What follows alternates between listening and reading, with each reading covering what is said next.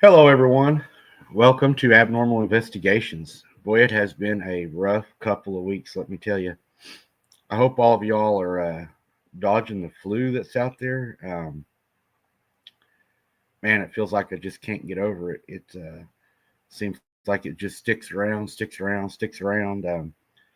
Man, I haven't even really been on social media that much. That's how much it took out of me. Kind of give me a break though. It was kind of nice, I guess, in a sense that I kind of got a break. But man, I tell you what, it was rough. It was one of those that really kind of put you down, made you feel like you wanted somebody to put you down if you wasn't down. Man, I tell you what, it was one of those where almost somebody had done that, it would have been merciful. Uh, we're going to be talking about some cryptids tonight here in Oklahoma with another boots on the ground team here out of Oklahoma. We got O.C.S.T here with us tonight, Harold. I don't know if Christy will be joining him or not. A lot of people asked me, so you never know. We might get surprised tonight. I'm going to go ahead and throw Randy and Jesse in here while we get ready to bring in Harold, letting him get his stuff together. We got some weather here in Oklahoma tonight. I think is kind of messing with a lot of our equipment. We got some freezing rain and all kinds of stuff going on. Hey, Randy. Hey, Jesse. How y'all tonight? Doing good. Hey, Randy. Gee. If I disappear for a little bit, it's probably because I'm having a coughing fit. So don't pay no attention to me hopping in and out. It's a struggle to be able to talk a lot without coughing. Whatever this stuff is, I don't know, Randy. I know y'all been battling it. It just doesn't let go. I think it's a bioweapon that they released on us, my guess. It has been. It doesn't I mean, like the normal flu. Everybody I know has this crap. Even in Texas, I have family members that have the crap. All right. over the United States, they have the flu.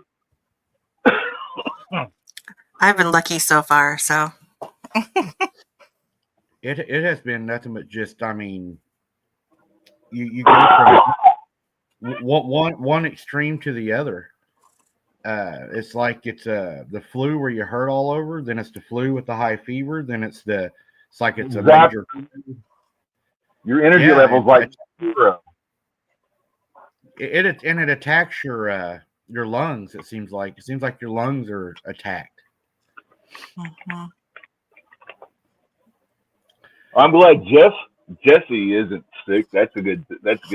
You don't want this. Yeah, No. yeah. No. A virus can't catch a virus. So I think she's gonna be okay. I Yeah. think she'll be good. Uh-huh.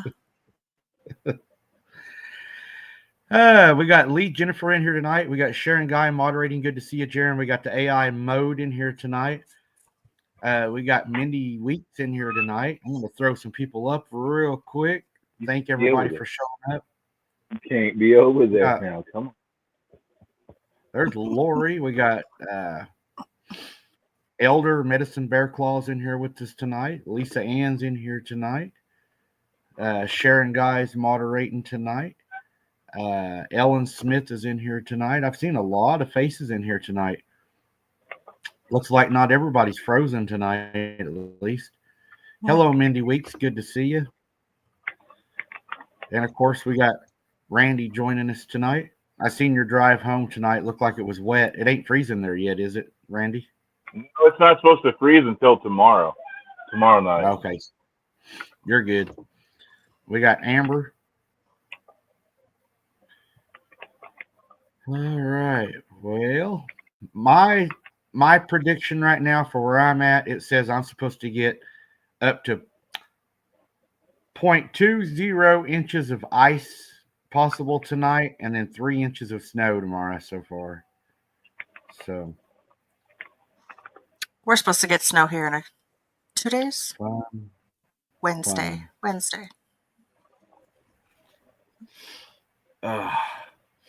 Well, guys, we've got Harold here going to join us from O.C.S.T. And he has shared some of his photographs and stuff we'll go over tonight, or he'll go over. We're going to let him tell us about it. I found some fun facts about Oklahoma. I think that he might find interesting. one of my buddies that still works. He kind of found some information tonight I thought was very, very interesting, and kind of goes along with. I don't think that we know exactly. I think a lot of states are not looked at as closely as what some people think, and I think some states may be. They say have more encounters than what they typically do. And I'm going to go ahead and bring Harold in real quick. Hello, Hello. Harold. Can you hear me? I We can can hear hear you. you. How are Yep. you? Yeah, just fine, sir. I'm good. How's everybody else doing? We I, are surviving. I'm doing good. Have you avoided the flu? I got a little bit of a cough, but Mm. yeah. I got a little sick maybe 3 or 4 days ago, but it's been like a slow progressive cough that's gotten me. But Yes, not that horrible flu thing, right? No, I had a little bit of a fever on day 1, but Mm. that went away. I tell you, it's been miserable around here. Uh, just the coughing, and I don't know. I was beginning to wonder for a couple of days if I was even going to pull through. Oh yeah. It Yeah, was, it's pretty bad going around. Mm-hmm. I've also having to deal with my computer not wanting to work right, so I missed out on my show this last week. Hopefully, I'll have it up for my show this week.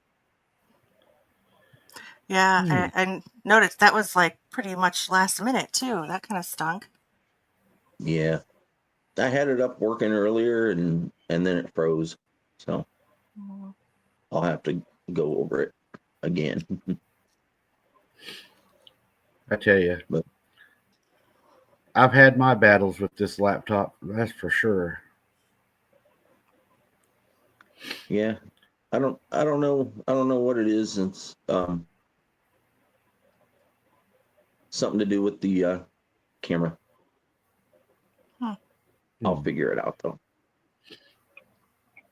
But I got my trusty old phone. Well, halfway trusty. Sometimes it doesn't even want to work, but gotta love technology. Right? Yeah, and it seems like the more we have weather, the more problems I have with my laptop and stuff. Especially when I try to stream, it seems like it gives me the most trouble like that. Hello, Thomas. Yeah.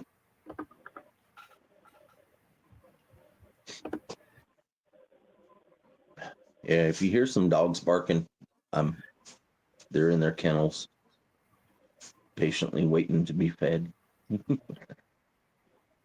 Oh yeah. Haley's little dog was having a fit a while ago. She heard something outside. I wish I was able to be outside right now. It's too cold. I ain't going out there. It is. It's I very was, cold out. I was outside a couple nights ago with the dog, and I heard some pretty good whoops out there. They didn't sound like Sasquatch. No. No, they were kind of whoops, but a little drawn out. So I'm thinking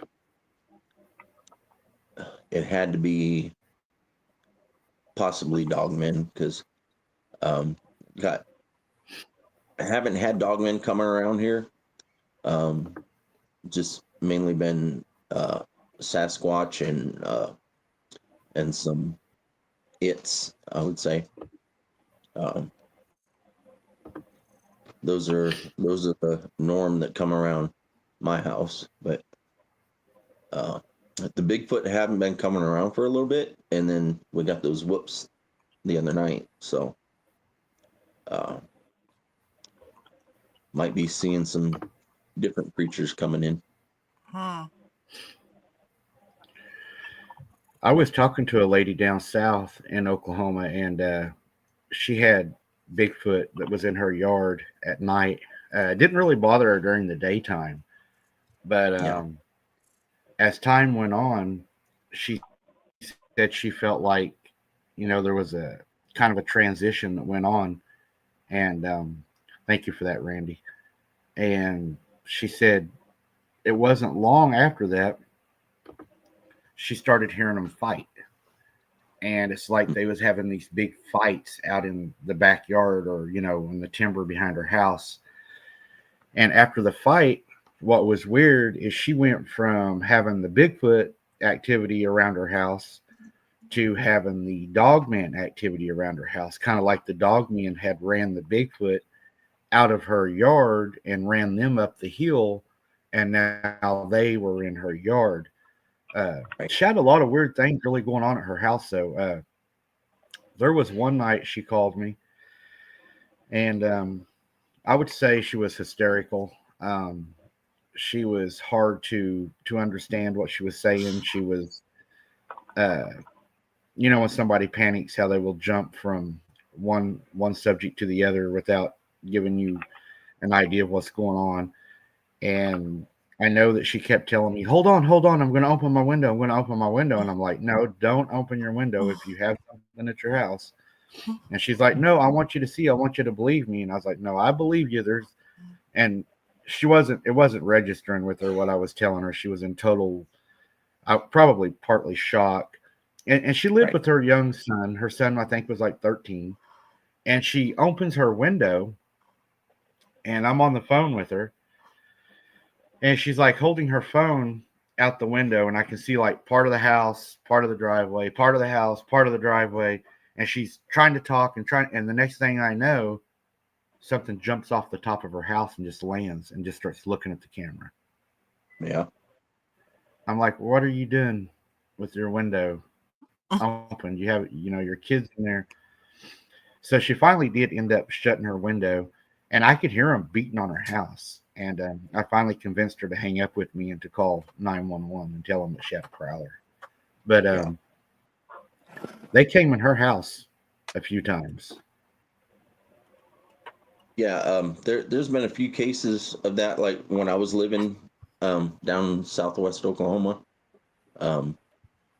There was several reports of dogmen, especially on the southern outskirts of like Lawton, Oklahoma.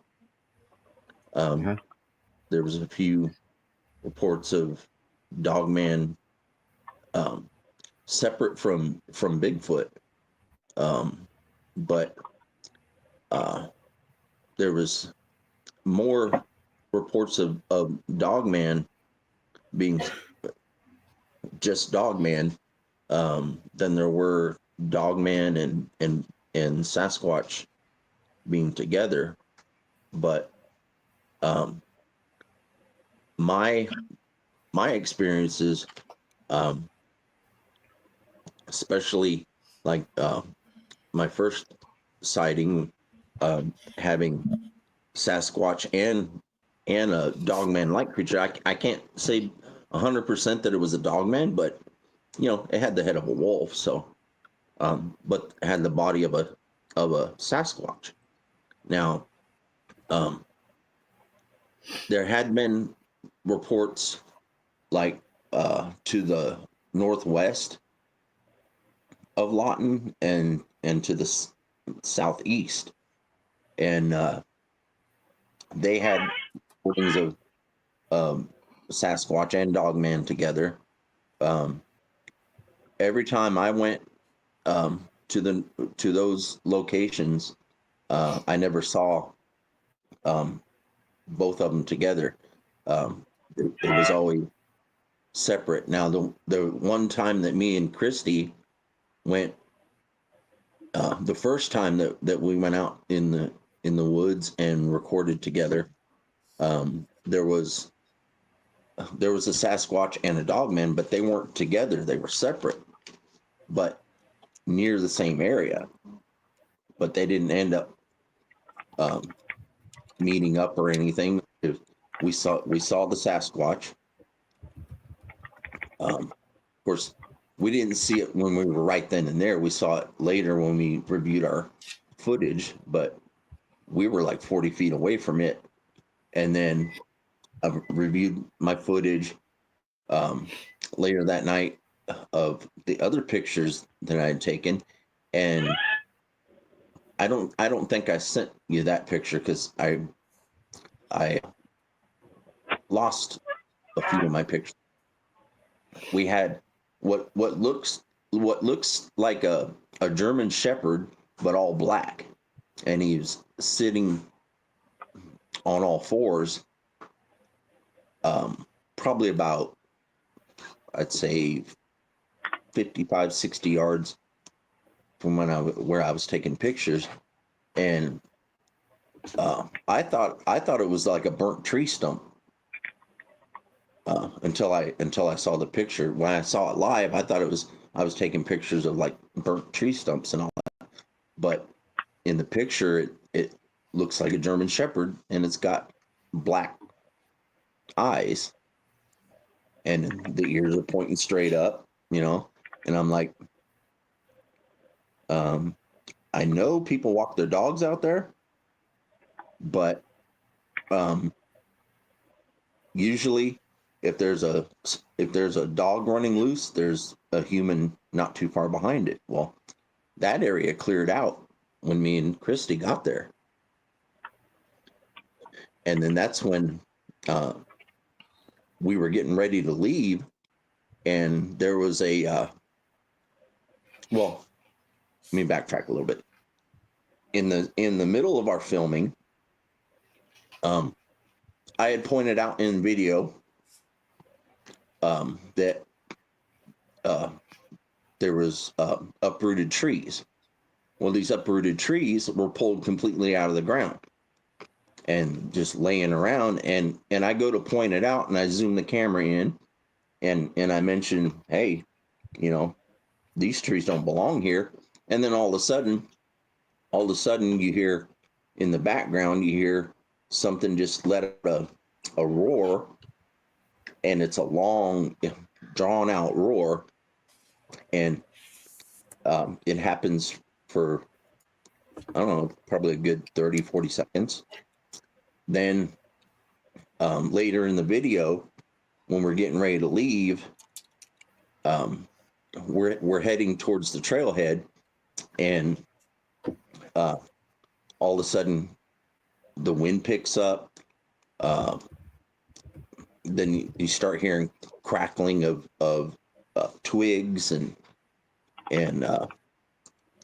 or what we thought the wind was picking up, but it was when you review the footage, there's a lot of trees shaking. Then you hear twigs breaking, and then you start hearing like something's shuffling through leaves. Well, then all of a sudden you hear something right behind my ear, like I'm on camera, and right behind my ear you hear a and I didn't hear that at that time. I didn't hear that, so I'm continuing to talk, and we walk out and we say our goodbyes on camera and all that. But going back and reviewing it, I know if Christy would have heard that, she would have freaked out. What are you saying? Yeah, for sure. Yeah, she's here, guys, but she's not on camera. What are you saying?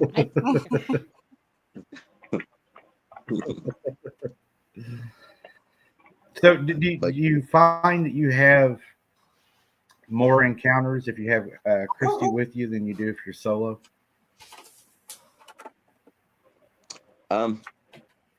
No, it's actually I have more encounters when I'm by myself. We've had some come around when she's out with me, but they don't make themselves known. The closest one was like that day. There was a gray Bigfoot, probably about 8 feet tall, that was 40 feet away. That was the first one that, you know, she felt this thing. We were walking through the woods, and she's like, hey babe, there's something over here. She's like, I feel something over here. You need to film over here. So that's when I did, and lo and behold, I zoomed in right on it, because I felt it too. I zoomed in right on it, and it was a good 40 yards away, and was behind trees, but it was staring at her. It was staring right at her, and then when it felt that I was zoomed on it, then it turns, looks at me, looks back at her, and then turns the other direction and starts walking in the same direction that I do, because I turn the camera, and I'm walking the one way, and this thing starts following me in that direction. Then that's when me and Christy, we go down the trail, and we stop at this one bush that's got a tree break in it, and I'm showing it on camera. It's got a lot of blossoms on it and everything, but it's still alive, but it's broken. And I'm pointing that out on camera, and I go around the back side of it, and then that's where we find the uprooted trees. And like I said before, the growling and all that. So that was our first experience together. Now, since I moved up north in north central Oklahoma, we live out in the country. So we live about 1.5 miles at the most away from a river, and there's a lot of action up here. A lot. I mean, I believe that the one that was hanging around my house followed me up here, because now I don't know if it's the one that I met back in 2012, but I know it's the one that was hanging around my other house that I lived at right before I moved up here. And I saw her baby up in the tree down there. I had a gifting tree by my house, and this was in downtown Lawton, Oklahoma. I had a gifting tree at my house out in my front yard, and they would hang around it. I've gotten footprints from around there. I've had it gift X's on the ground. I've had the juvenile or baby Sasquatch up in the tree, looking down at me while there's a dove sleeping up in the tree. It's like right above the dove, and it's looking right down at me, just looking at me like it knew me. You know, it wasn't shocked. It wasn't shocked that we made eye contact. They were just looking. Well, that female also would hang around my bedroom, in the backyard, the back window. She would go back there when nightfall would come, and she'd tap on the window. She'd do little whoops and sometimes some growls, just to get my attention. And I knew then, okay, I got to go outside. Well, the same thing kind of happens up here. Now, I did get not a clear picture of her, but one in the backyard. You can tell that it was something sitting there, and that picture I took just when I was taking my dog outside. I took my dog outside at night before bed, I had her in the backyard, and it's pitch black back there. You can't see nothing.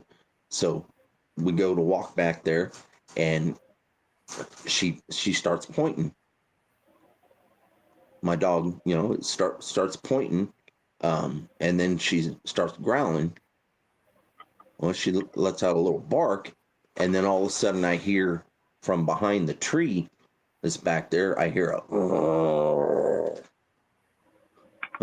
and I'm like, oh no, I'm like, you're not gonna eat my dog, Right. stay away from my dog, So, and she was barking, growling, and all that. Well, now when I take her back there, she remembers it, so she's constantly looking for these things, and she'll point if she knows it's back there. She'll point for me, So And not like Scooby. yeah, not like Scooby. So, Ruh-roh. I lost a dog to either a Sasquatch or a dog man or a werewolf, whatever they would call them. Yeah, I had a Rottweiler, and his name was Zeus. He was huge. Weighed about 180 pounds, and he took off to the back of Granny's house, and all hell broke loose. You could hear the fight, and he come running back. There was blood on him. It wasn't his, but whatever. And I don't know to this day what happened to him. The vet didn't know either. Yeah. But right below his anus, there was a hole about the size of probably like a. You remember the old hose that we'd use in the gardens, not the new ones you buy today with the big handles, but the old wooden hose, had the skinnier handle. Yeah. Probably a hole about like that. And it had went into the dog's stomach, and the vet said that there was nothing that they could do. They gave me medicine and said either he'll get infection and die or he'll survive. And he didn't survive. So I don't know what it used when it killed my dog, if it used one of Grandpa's tools back there or what happened. But I was pretty upset over losing my dog.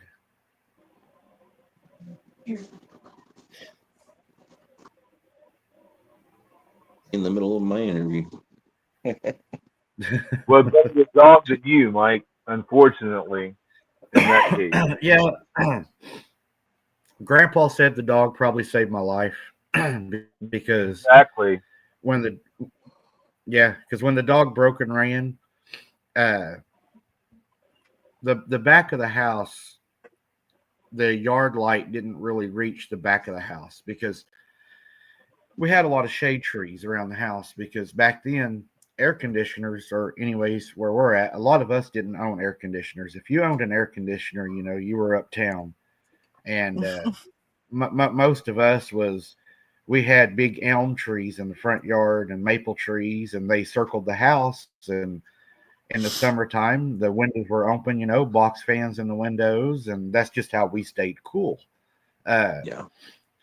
So the shade trees would block the porch light, or not the porch light, but the yard light that was out in the circle drive.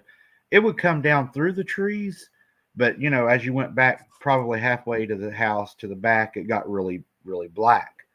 And my dogs sound like whenever it ran and they first attacked each other, that it was probably midways down the house toward where I was at. So it was probably sneaking down the side of the house to interact with me or do something to me or whatever. And my dog, it met it halfway, and they ended up fighting to the backyard. But whatever it was, it knew my dog was there because my dog was covered in blood. So I was pretty proud of him. Got him a taste of what it was. Yeah, definitely.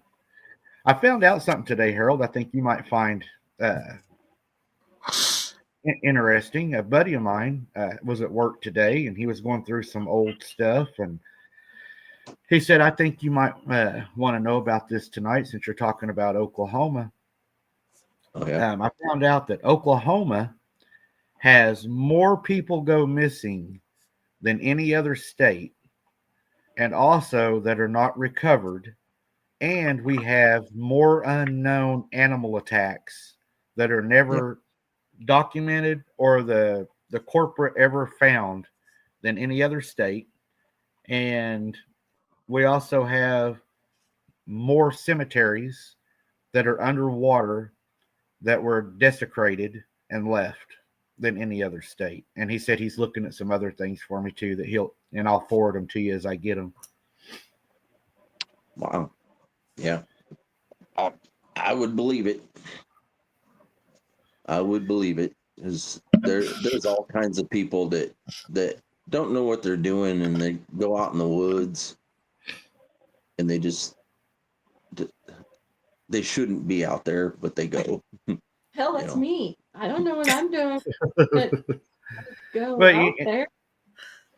and another thing, I was talking today to Jesse about it, and I see what you think too, Harold. You watch these investigators go out that do boots on the ground, and they're out there, and they don't act like they're afraid, and they're running around having a good old time while and they're not serious. And I was telling Right. Jesse today, that just tells me they haven't had a real encounter, because whenever it happens and it's real and you're looking at it, and Mm-hmm. you know that you're miles from a home, miles from your vehicle, and it's you and it.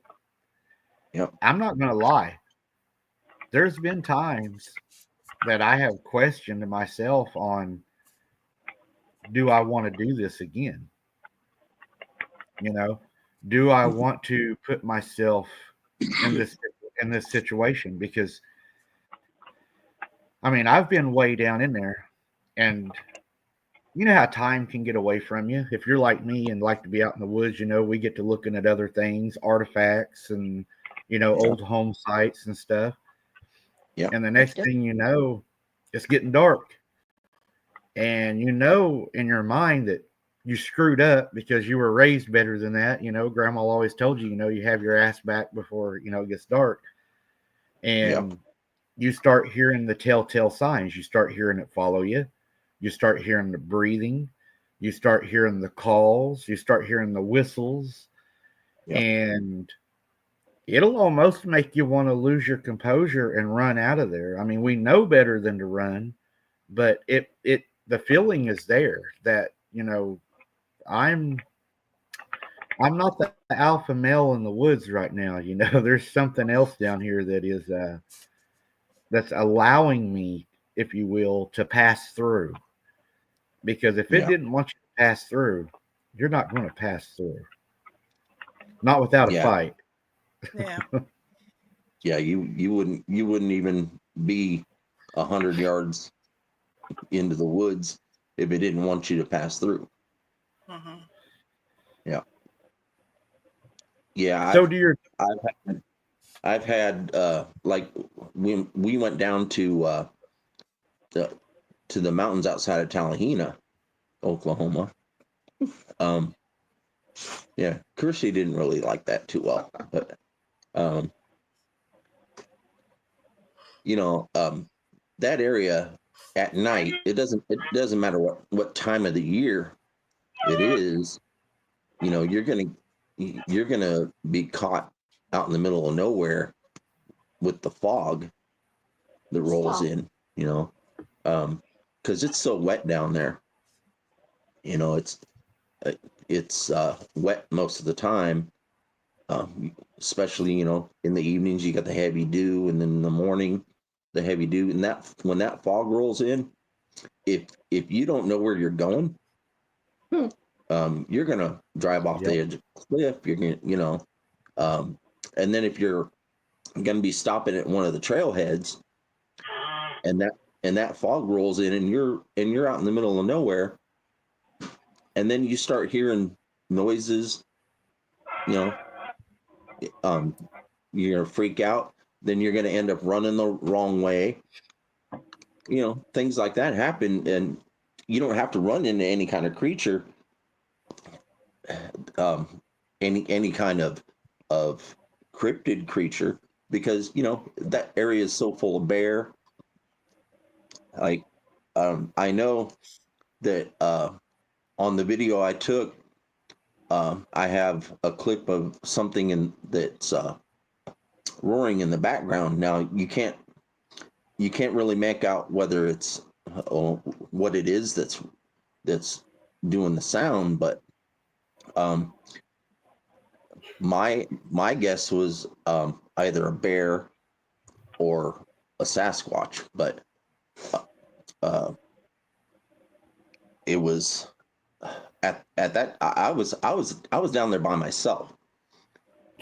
Christy had stayed up at the trailhead, and I knew not to go very far. But I had my bear spray on me. I had some things You to had protect me. walkie-talkie plus Had a your phone. walkie-talkie plus my phone. And I wasn't that far away from you. If I had to truck it down the hill, damn right I would. But I took my walkie-talkie because there's no guarantee of a signal when you're going that deep in the woods, and in those mountains there's hardly any signal. So I'm going in one direction, and I start hearing something like something is trailing me. Something's trying to get around me to either box me in, or it's just curious. So I turn around, I go the other direction down the main trail, and just like the other trail, I turned around basically because there was a stump across the trail, or there was a fallen tree across the trail. So I'm in the same situation going that way, except I'm also walking in a stream of water because it rained pretty good, and there's the main trails turned into a stream. Well, I'm going looking for footprints and trying to listen for things, trying to catch something on camera or whatever. And instead of hearing it off behind me, I hear it up on the ridge above me, which is in between me and Christy. I hear things like the leaves rustling. I hear small twigs snapping, and then I start hearing like little grunts. But I'm not saying this on camera. I'm not alerting people on camera until I'm like saying that I got to turn around and go back, and then all of a sudden you hear that roar. Well,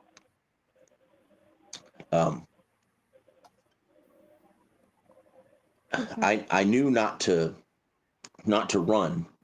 You don't want to run if you're out in the woods and you think that something is circling you, and you don't know what direction it's coming from.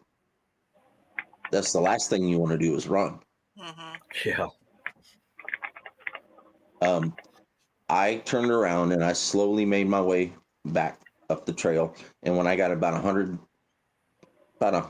feet from the trailhead, that's when I messaged Christy, and I let out a little whoop to her, and she whooped back. So that was fun. Yeah.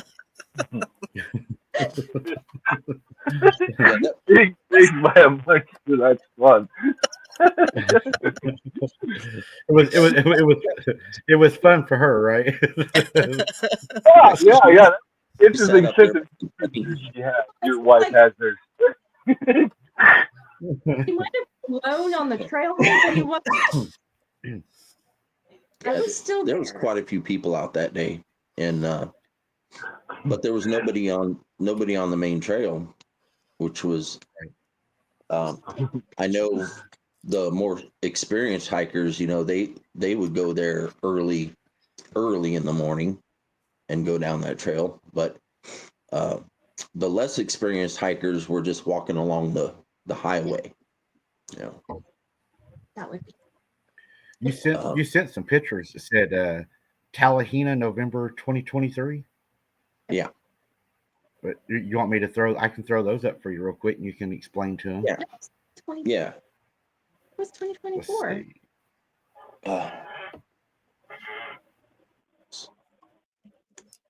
It wasn't 2 years ago. Oh yeah, that right there. I don't know if you can notice, but you can see a face now. You've got the wide head. You've got it's in between two trees. This was taken when we were driving, same as that one there. This is a different picture, different face. That was on our way out of the there was a campground that's about 12 miles from the Arkansas border, and that's where we were with a bunch of our cryptid investigator friends. Well, the first face was pretty close to where we were camping, which was about a mile and a half into the woods. Then the second face was probably 70 yards or so from the campsite. Wow. Yeah, that second one, that one, that's not blown up very much. That's pretty close to the actual the original photo. That one, I took that picture the morning we were leaving. On the way out, that was one of the first pictures I took, and it was about, like I said, about 70 yards from the campsite, and the other one was probably I'd say a quarter mile from the highway. And it's about a 20 mile, about 20 or so miles east of Tallahena where we were staying, and it's about 12 miles, actually 12 miles from the Boggy Creek area. Oh, okay. Yeah. The infamous creek. Yeah. Yeah. A whole bunch of cryptid investigators. We went down there for a meet and greet with a few Oklahoma investigators and some from Texas and whatever. But they invited us to stay out the last night we were there. The last night we were there, because when we got there to that, before that event, we couldn't find a place to stay, so we slept in a truck stop just outside of town. But when we finally were able to stay out in the woods, that place was scary. I'm telling you now, I don't get scared too easy, but that place was spooky. Yeah, and driving it at night is very creepy. But we didn't get anything on camera that night. I even had my trail cam up, and we didn't get nothing on it. But when I was sitting around the campfire with I had my back turned to our van. Chrissy was sitting in the van. I had my back turned to the van, sitting right next to the campfire, and out my right ear, I heard something whispered from the other side of the van, or it was a loud whisper, but I heard it. It said, "We're here." Yeah. And I told those guys, what I heard, they got up, they got their night vision out and everything, nothing was showing up. See, I'm here.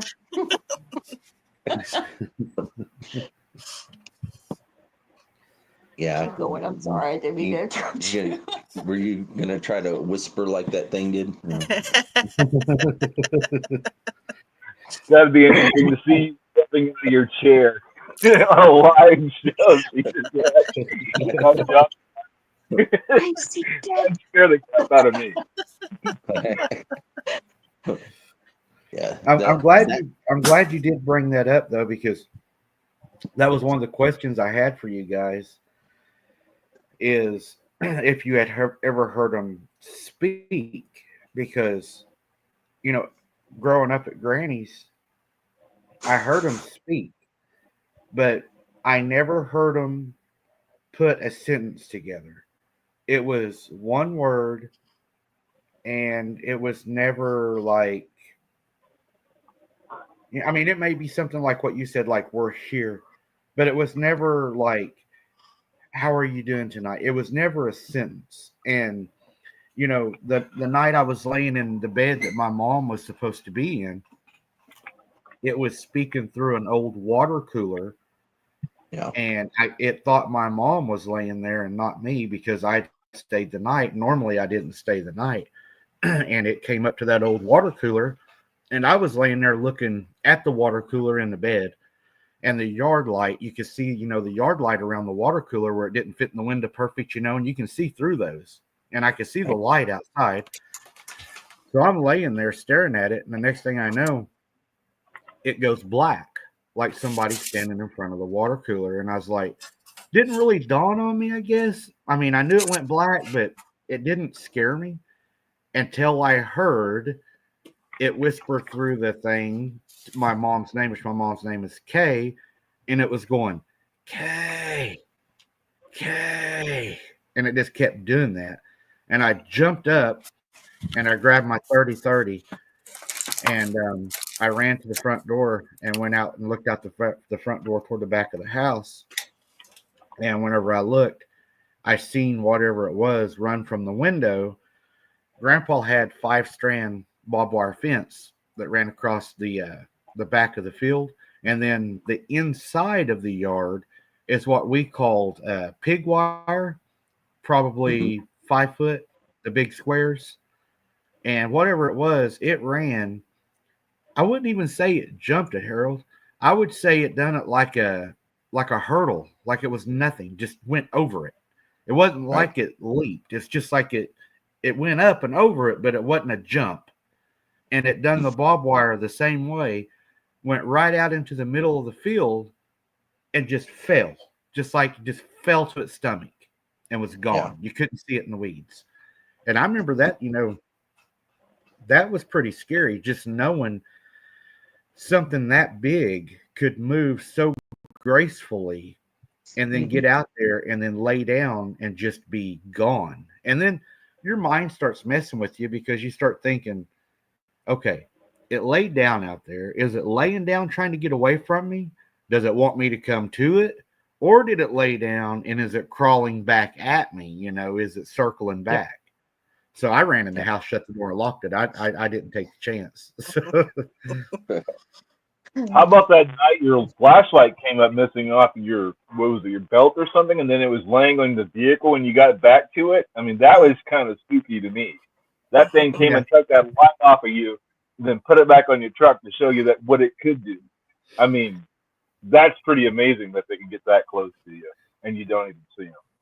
Yeah, I have a little infrared light that I carried on me, and I have found that to be pretty useful. And I kept it on my belt, and I went to use it when me and Sarah was out, and I reached down to find it on my belt, and it was gone. And I was like, damn, I hadn't had it very long. I was like, well, it's gone. You drop something in the woods, most of the time it's gone. And I was pretty bummed about it. So we was on our way back getting ready to leave, and we get to the car, and there it is. sitting right on the hood of the car on Sarah's side, just as perfect and clean as it could be. Huh. So I don't know if something down there didn't want me to use an infrared light down there, and it didn't want to, it didn't want to tear it up, but it didn't want me to have it either. Yeah. The other possibility, could you have dropped it and then something returned it? Yeah, Could yeah, it fell off? I mean, that could have happened. That's possible. why would this thing return? I mean, your equipment. That's even more strange than you losing it. I think I've never had equipment come up missing and show back up at the car. So that's pretty amazing story there, Mike. And you got it live on a live show, too. Yeah, it happened on a live. Why would they kill a mole if you ask them to? Yeah. Chris is referring to the time I asked them to kill a mole out here because we had a mole problem, and they did it twice for me. I asked them 2 times to do it, and they did it twice. Also, at one of the locations down in Lawton that I was filming at, this was where I found I had an encounter with a juvenile, a coal black hair, coal black skin. I got a picture of it peeking out from behind. Well, I was standing right next to that tree when I first went into that area, and I heard a loud thud right behind me, and I felt the ground shake, and I turn and there's nothing there. Well, I go outside of that little area that's like a clearing in the middle of a whole bunch of trees next to a railroad track, right? I go outside of that area and I'm taking pictures of the bridge, and I'm taking pictures of the trees on the other side of this drive that goes towards the creek. And then the trees that I was in, I turn and I start taking pictures in there, and that's where I get the picture of this thing leaning out from the tree, trying to see where I was. So this thing wasn't very big, probably not even 5 feet tall, but heavy, because he or she made a loud thud right behind me and shook the ground. I felt that ground shake, and I turned and I'm like, oh, nope, I'm walking out. And then when I took that picture, also on the other side of that clearing, at the same time, I turned. After I took that picture, I turned and I snapped a picture of that clearing, that bunch of trees, and there was approximately 6.5 to 7 feet tall, something brown, in the color of brown, standing in behind those trees, standing tall, standing straight up, just like it was staring at me. So I'm like, okay, do I want to go under that bridge? Do I want to follow the creek under that bridge? I'm like, no, not today. Because I would have boxed myself in. And I'm like, nope. There was a time I caught it on a live video. I went down to a bridge like what you're talking about, and I was alone, and I heard something walking, and I decided to pursue it down under the bridge. I actually got under the bridge, and I had my back to the creek, and whatever it was behind me, there was a large splash, like it had threw a rock at me. Yeah. And whenever I got home, reviewed the footage, there was a huge rock landed in the creek behind me. You can watch it come over the bridge, and just in the distance that it chunked. I mean, this rock is huge. And the distance that it chunked this rock, there's no way somebody could have threw that rock that far. And I mean, it caught my attention just immediately. I mean, just and then I heard something walking in the same video on camera. Sound like it walked right past me, but you couldn't see anything. It's like it was invisible, or it was using adaptive camouflage or whatever they do, but you could not see it, but you could hear it. You could hear it walking in the leaves and I mean, it's like I should be seeing it, but I'm not seeing where what is going on here. Yeah. Yeah. Like up here.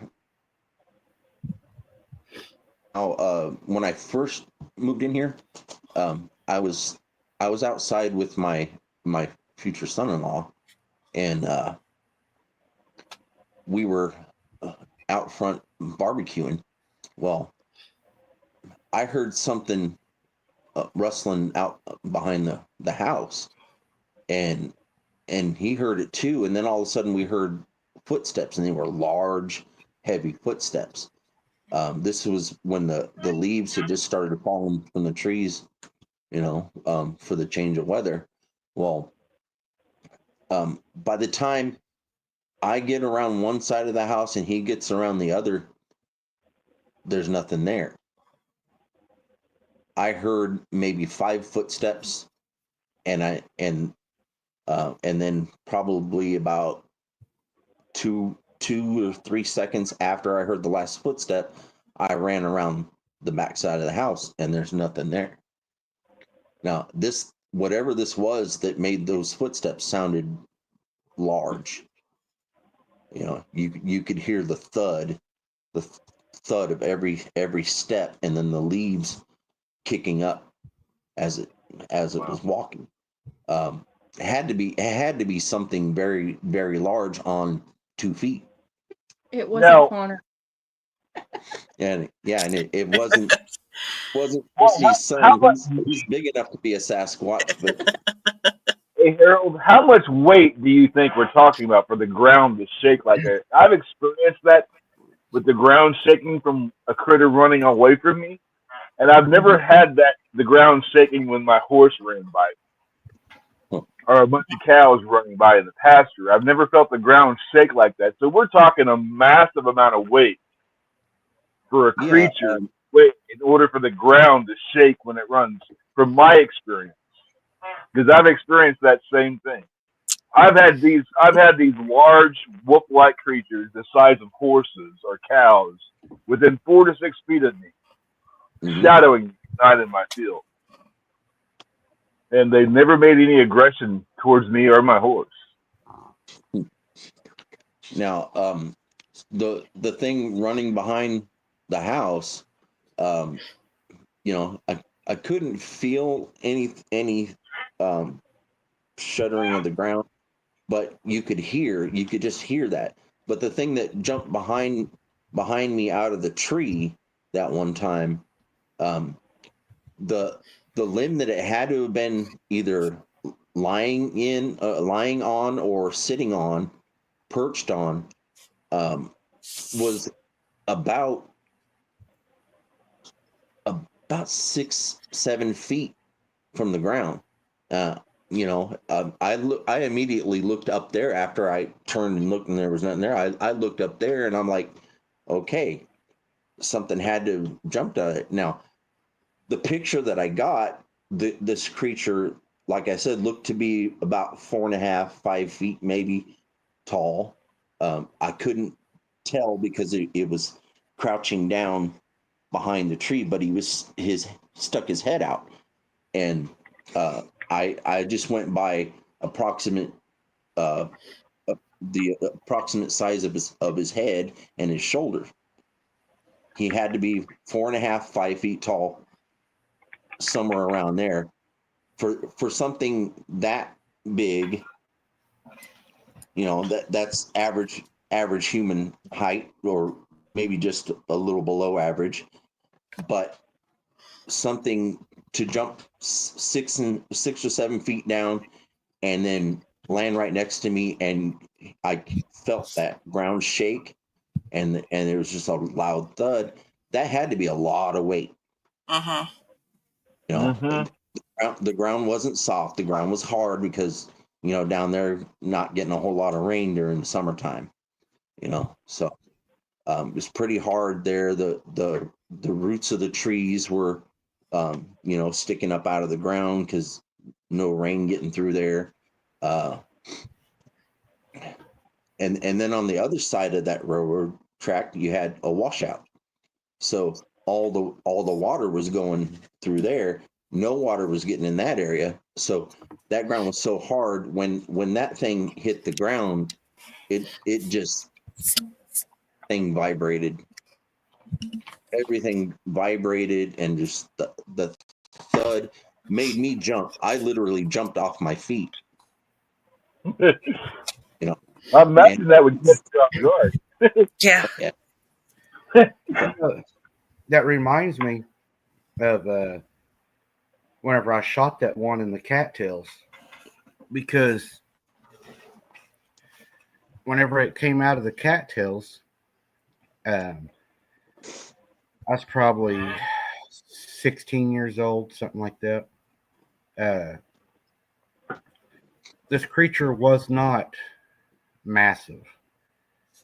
It wasn't like what everybody talks about. It was probably 4 or 5 foot tall.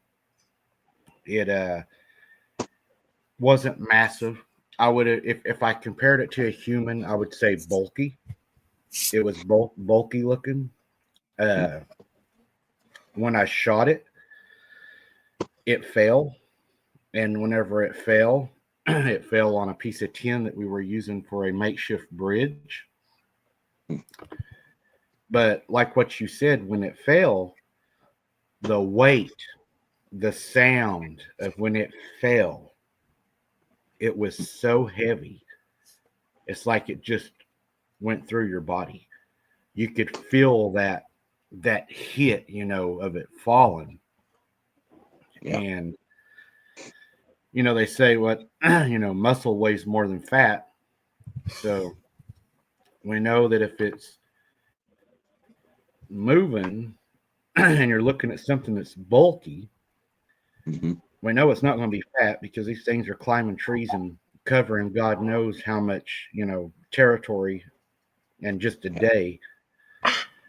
So you're talking an athlete, you know, that's, because I know they would get on Granny's house. I don't know if they get on the roof of your house, but they would get on the roof of her house, and they were in the trees all the time. They were in the trees. Yeah. I think if one got on the top of our roof, it wouldn't be much of a roof. Yeah. The roof of this house is, you know, it's metal and it's pretty flat. So it's only about 8.5 feet, maybe, from the ground. From the base of the Yeah. trailer house? Yeah.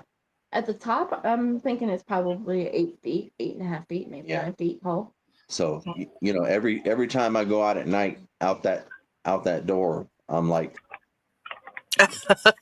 Yeah.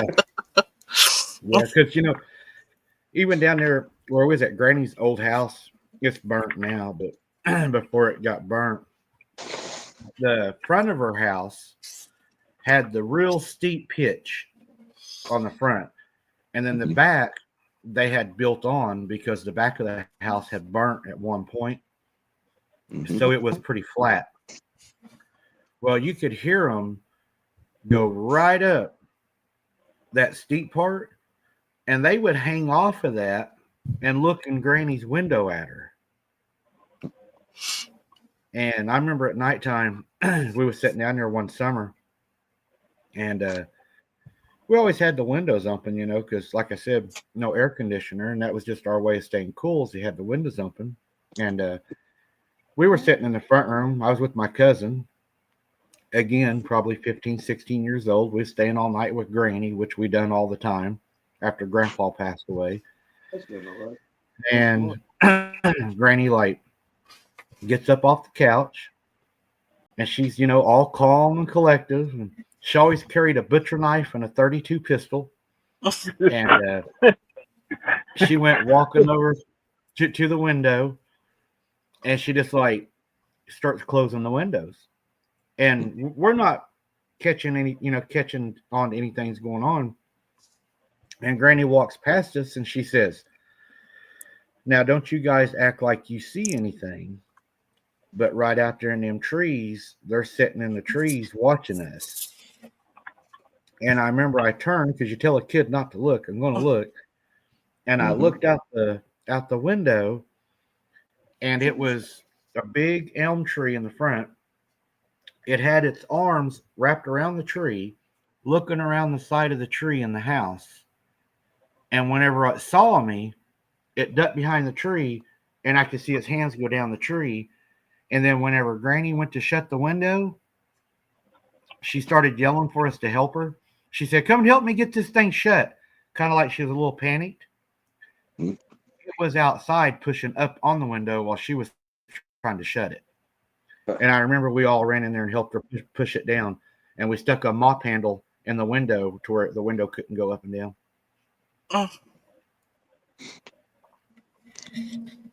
Now,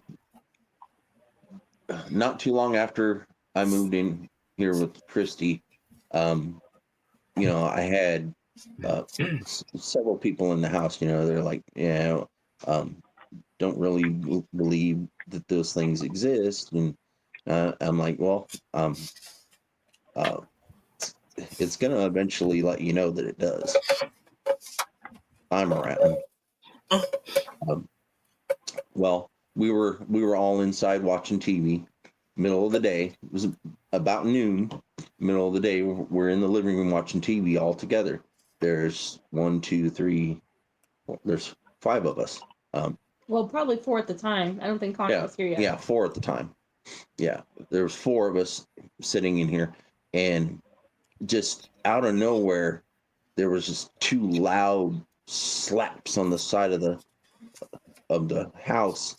I mean, loud. And everybody jumped. I'm like, oh, looks like my friends are here. Yeah. I run outside. Of course, I don't see nothing. But Christy's daughter's sitting in here, and she's like, what was that? I'm like, well, something heard you guys saying that you didn't believe me, that something was going to be coming around your own house. So it's like, yeah, I'm here. I still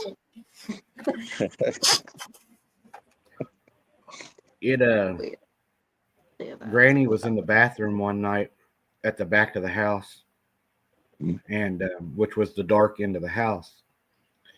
I hated going to that bathroom at night, man. I'd almost bust to try to hold it till morning. And she was in there, and the window above the bathtub was a small sliding window. It slid back and forth. And when she was in there one night, whatever it was, slid that window back, stuck its hand in the window, and was knocking the soap and stuff off of the bathtub, trying to grab stuff. And its arm looked like a possum's arm, kind of. The skin tone and all, and the hair wasn't fuzzy. It was that coarse hair. And she, there ain't no way it could have ever made it in that window, but I don't know if it was, and it's scary if you think about it, if it thought maybe she was in the shower and it was going to try to grab her, or if it was doing it to just try to scare her. Right. I would agree with part B, that it was trying to scare her. Yeah, that's because things can follow you around through the house, whether there's windows or not. They have some kind of natural ability to track you. So I think it was trying to scare her more than it was trying to grab them. I mean, that's just my opinion, sir. Yeah, and that would be my thought on that. Yeah. And then it painted her back door with a chicken. I'll never forget that. It got mad one night. It normally did not bother the animals. I mean, they had hogs, chickens, cows. It didn't bother the livestock. And whenever I shot it that time, I told you I shot that one. Mm-hmm. Uh, that night, the back door, it sounded like something was trying to tear the back door down. Just boom, boom, boom, boom, boom. I mean, it was terrible sounding. The next night, day, we get up and go outside, and of course, me and my cousin were going outside, to go play, mess around. We walked to the back of the house, and there's feather, blood, and chicken parts all over that back door. Whatever it was had grabbed a chicken by its legs and beat it to death on the back of that door and on the back of the house. I mean, just shredded it. Yeah, we have a hole in our back door. It doesn't go all the way through, halfway through, down towards the bottom of the door. Um, that door we had nailed shut. We had it nailed shut, and then me and Colton, we decided to take the nails out and fix the door. Well, we got the door working, and but it didn't lock. Well, we put the nail back in. We put the nail back in, and that night after we did that, well, the very next morning, I wake up and I go into the kitchen where the door's located, and the door's wide open. The door's wide open, and there's nobody in here. There's nobody outside. The dogs are laying in their kennels asleep. And I go outside, and I close the door, and I'm looking at it, and there's fingerprints smeared across the top. Large fingerprints. It's like smeared across, and then down by the door handle. And then where the hole is in the door, there's mud, and off to the right of the doorstep, off to the right of there's a large footprint deep in the mud. So I'm like, does the footprint match the size of the hole? And I'm like, no, it doesn't match. The footprint's a lot larger. Then I go and I look off to the left of the doorstep. Off to the left of the doorstep in the dirt, there's a small footprint. This footprint was in the position like something had kicked at the lower part of the door and then jumped off. The large footprint had to have been from the adult, whether it was a mother or not, I don't know. But the adult scooping the juvenile up and taking it away. The fingerprints over the top of the door were large. The fingerprints near the door handle were small. And that door was wide open. Now you think my dogs would have alerted to it, because my dogs alert to everything else. They bark at the slightest noise, but something kept them from alerting to something swinging this door wide open. Is that I asked everybody in the house, did you open the door? And nobody had been awake yet. That's interesting, because you talk about your dog not alerting. My mom and them, they had an outside dog. The outside dog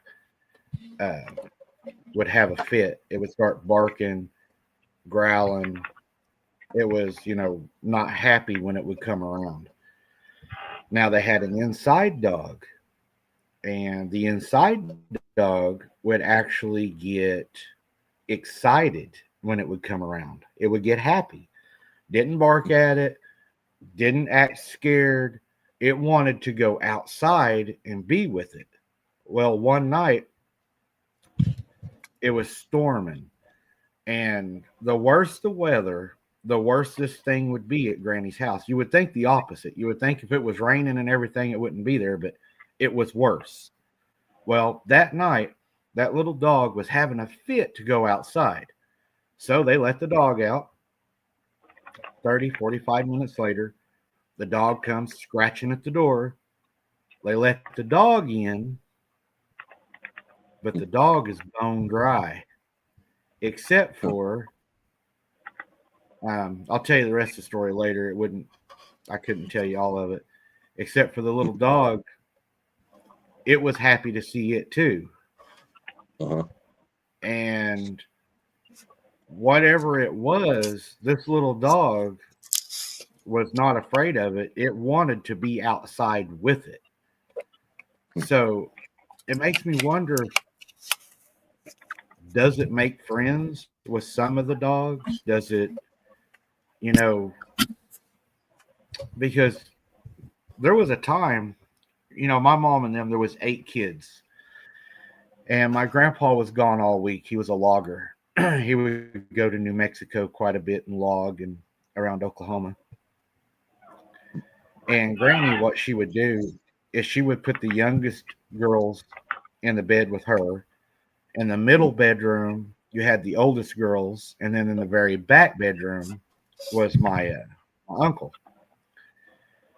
Well, one of my mom's sisters woke up one night that was sleeping by my granny, and she seen it standing in the doorway of the house. It was inside the house. And instead of her waking anybody up, she covers her head up. Yeah. And she lays there and lays there. And then she uncovers her head to see if it's still there. And whenever she does, well, it's now standing over the bed staring at everybody. Mm-hmm. So she covers up her head. It walks past the foot of their bed to go into the bedroom with the older girls. And as it does, it rubs its fingernails across the bottom of her feet, letting it know that it knows she's there. Well, the next morning, Granny got up, and of course she told her, and they looked around the house, and all the doors were still locked from the inside. All the windows were locked from the inside. So they couldn't figure out how it had got in until they got to looking in my uncle's bedroom. And the back part of the house was not as tall as the front part of the house because it had burnt and they had built it on.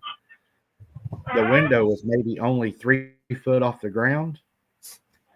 My uncle was sneaking cigarettes, smoking them, and he had left the window opened in his bedroom. So whatever it was had crawled in his window that night and had walked around the house while they were all asleep and then went back out his window, which meant it had to crawl over him to get out the window because his bed was next to the window. So whatever it was crawled over him twice that night, and he never knew it. Dang. And I'm glad my windows don't open. I that's with me in the middle of the night, but they didn't have bodies, but yeah. I did have one time when I was about 18 years old. Yeah, I was living down in Texas, and me and my brother shared a makeshift room. My little brother, we had the back porch of the house, and it was converted into a bedroom. He slept on one side of the room, I slept on the other. Well, my side of the room was really dark, and I had to have a lot of lamps and stuff in there. Well, at night, the corner above my bed, even with the light turned on stayed dark, and I couldn't figure out why. I'm, I go to sleep with it like that, and then one night, I thought I was dreaming. I get up out of bed and I go out the back door, and the side gate is right outside the back door. Well, I go out the back door and I'm looking up in the house, and I hear something running across the roof.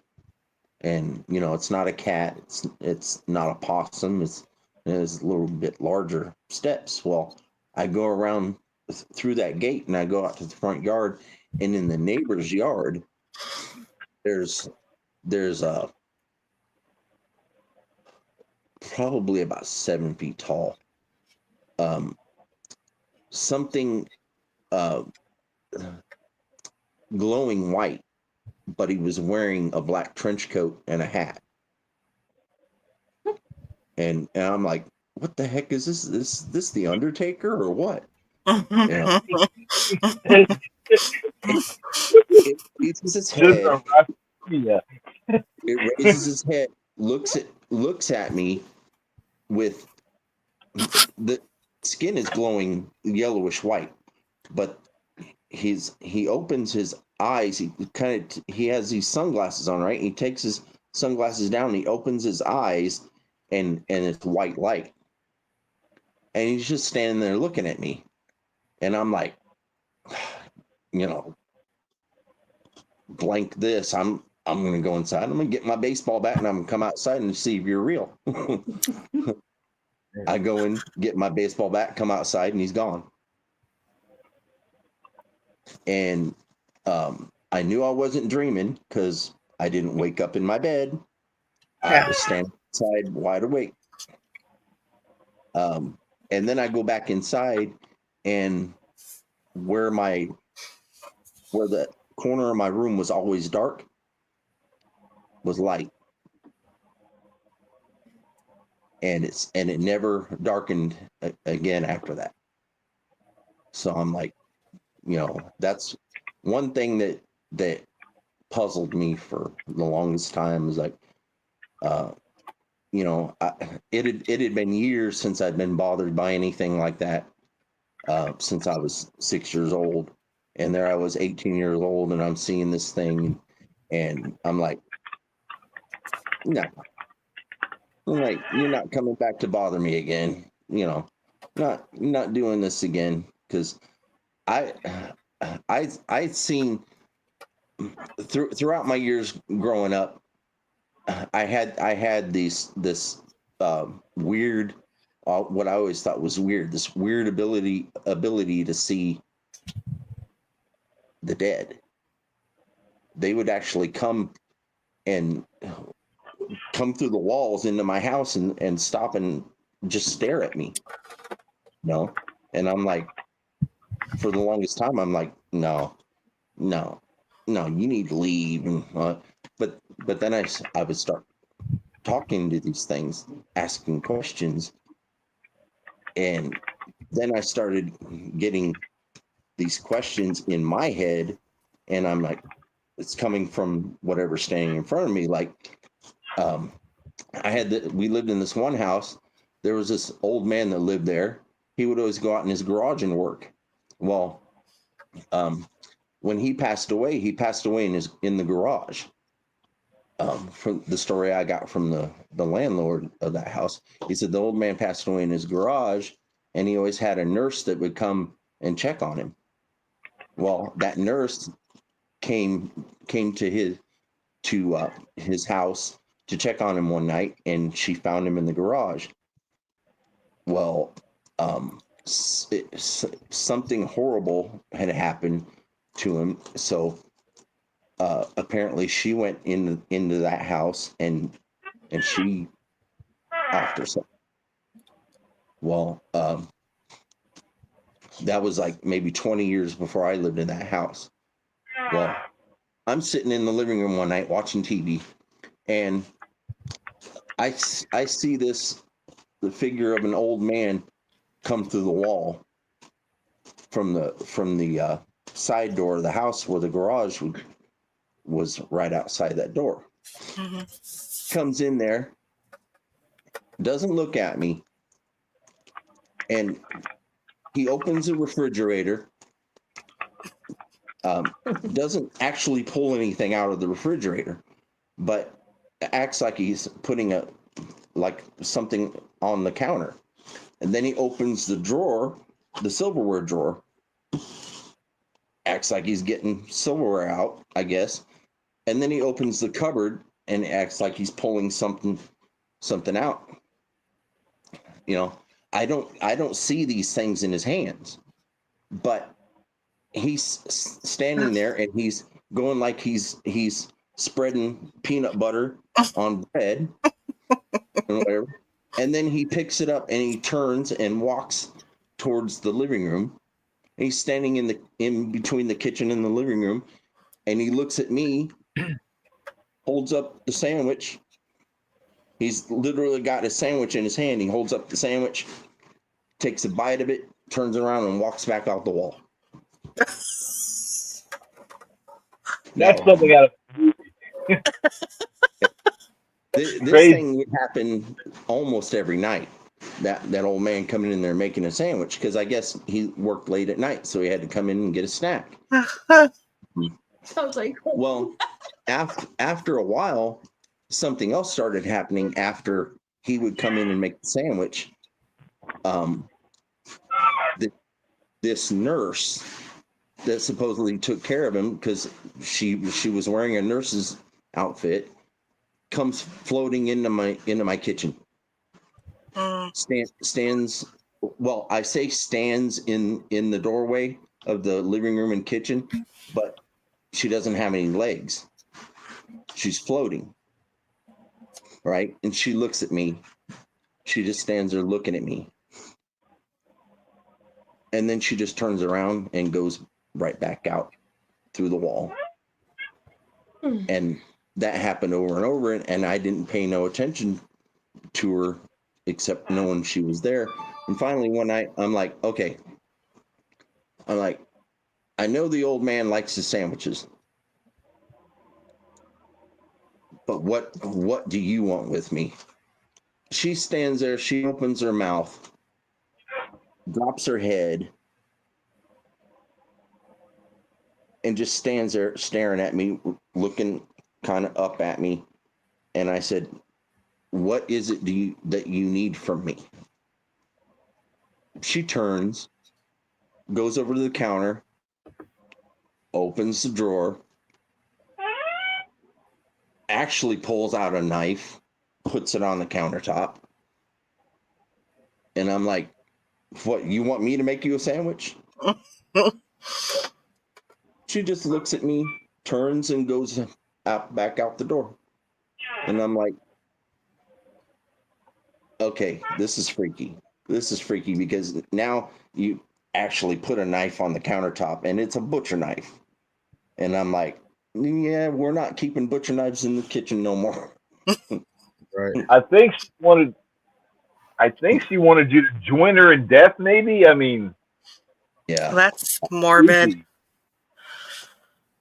Yeah. See, I had all kinds of stuff like that happen growing up, where these things would just appear and try to get me to guess what it is they want me to know, And I finally, after that, after I moved out of that house, I blocked it all out. I was like, nope, I'm not speaking to y'all no more. Y'all can stay away. And then I got into the Bigfoot stuff. And yet I'm gonna marry you? Wow. This is crazy. But, Just kidding, y'all. all the way up until I started, well, just before I got into the Bigfoot stuff, Mike, that's the picture that I gave to you, that the Okay. marking on my leg. Yeah, I'll throw it up for you. Let me throw that up.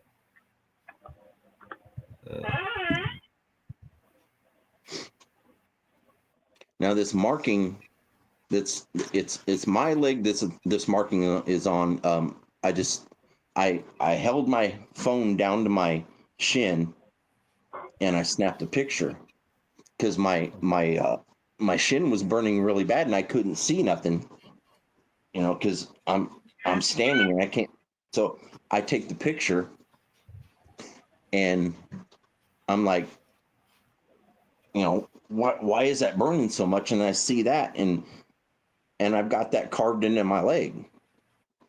Now, That looks like a Roman numeral number, an I and a V, like a the Roman numeral.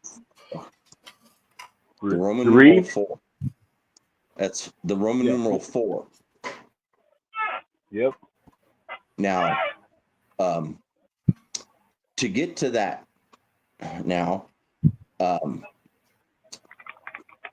I was dating someone at the time, someone different than Christy. This was years ago. We just gotten home from hanging out with our friends, and we both went to bed and we fell asleep.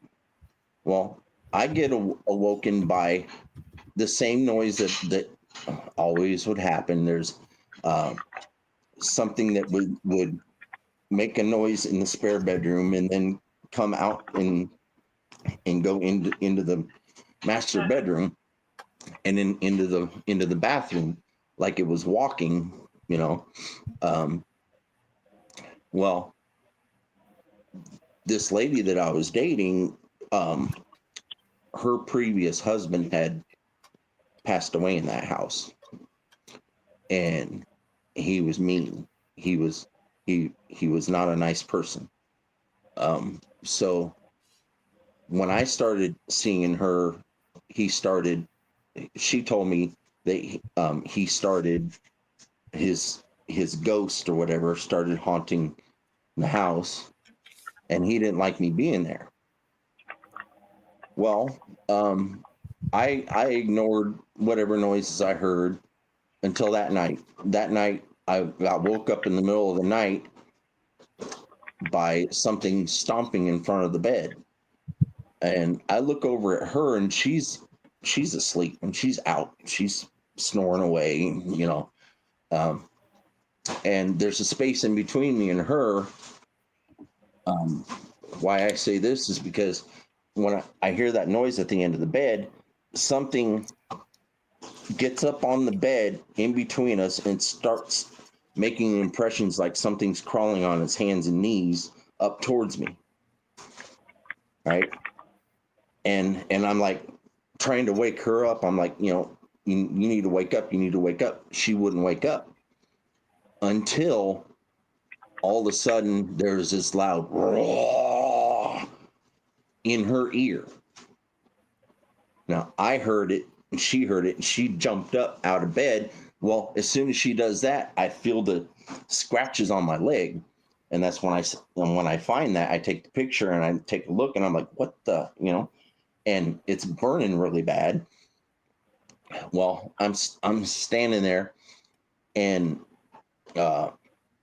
whatever was in the bed between us is now not there.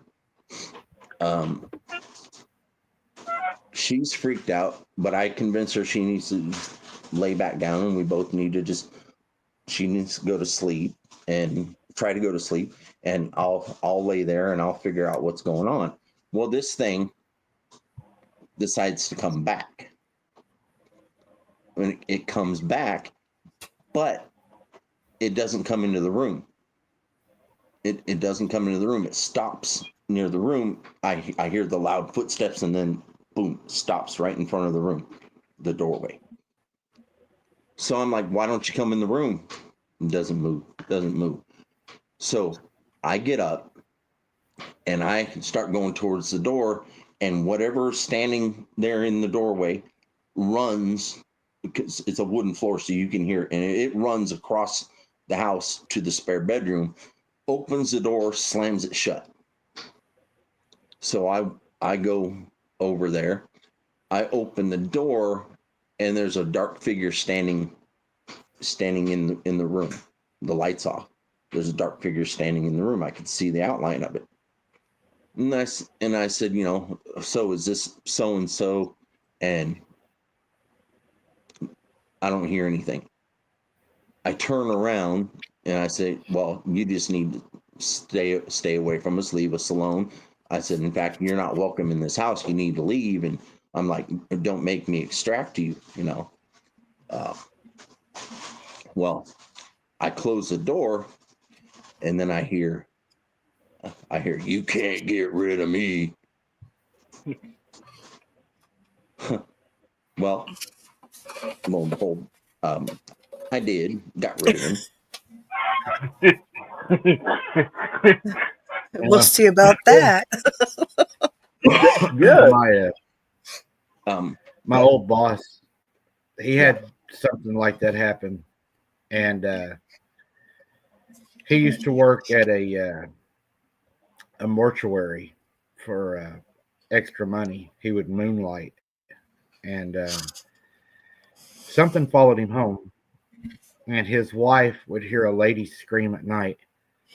And he got up one night and told his wife, he said, there ain't nothing in there, but I'll sleep in the front room tonight just so you can sleep and know that there's nothing in there. So he was sleeping in the front room in the recliner. He woke up, decided to have a cigarette, said he lit a cigarette, was smoking his cigarette, the TV, he had left it on, and a lady walked out of the bedroom and started screaming. And he said it was like a lady that was dressed to be buried. Like she was in her, you know, her clothes that you would bury her in. She just looked like she was prepared to be buried. And she was screaming, help. And he said, I told her, get out of here, because it scared him. And something came out of the bedroom besides her, and it was a man dressed in a black suit with a white shirt on underneath it, wearing a top hat, and it grabbed her, put its hand around her mouth, and then jerked her back into the bedroom. And they called a preacher, and they never seen that again. They had the house blessed, but that was what he witnessed, and it bothered him really. It still bothers him. He don't even like to talk about it. Yeah, well, see that, like y'all said, that looks like the Roman numeral 4, right? Well, if you look up the Roman numeral 4 in the biblical text, I'm sure you know, Mike, what I'm talking about. The Roman numeral 4 in the biblical text is refers to the second coming of Jesus. Well, I was told by a preacher later after that that more than likely what happened was that old man was in the home, or something that was pretending to be him was in the home, and it didn't like me coming there, and whatever it was that marked me had to be protecting me from whatever entity that was trying to do harm. So this preacher said that it marked me to protect me, not only me, but her also, but to protect us from bodily harm. Whenever you were small, did these things ever touch you or anything, or try to hurt you? Well, see, that's the thing. When I was saying earlier about when I was 6 years old, I lived with my my family at my grandparents. We were living at my grandparents we lived there for about 2 years with them while my dad was in between jobs. I was 6 years old. I'm one of five kids by my mom and dad, and then I have 5 other siblings from my mom's first marriage, but they didn't live with us. It was just us 5 from my mom and dad's marriage, and we stayed upstairs in my grandparents' attic. Well, my grandparents were devout Jehovah's Witnesses, and very, very religious people. And my grandpa and my grandma, when they moved to Iowa, they bought a house from a place called Eastchester, and they moved the house to Westchester.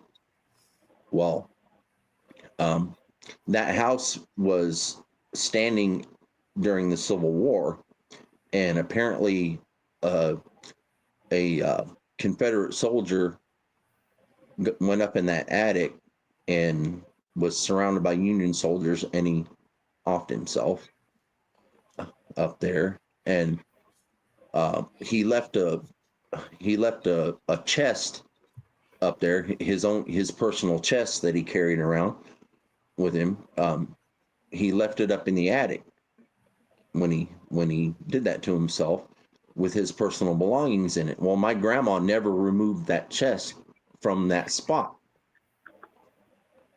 It was the only thing that was kept in that house when they moved it, because they didn't want to touch it. They were told about it. Something might happen if you move it or whatever, so they kept it up there. Well, I'm 6 years old and I'm sleeping up there. My little sister slept near where that chest was, and then we all had our own beds all along the front wall. Well, I had the bed closest to my parents, and I was a little too big for my bed. My dad had made bunk beds, and he cut them down, and then me and my little brother, those were our beds. Well, my feet would hang over the edge. Well, I would go to sleep, and only after everybody else fell asleep, and this stuff would happen to me.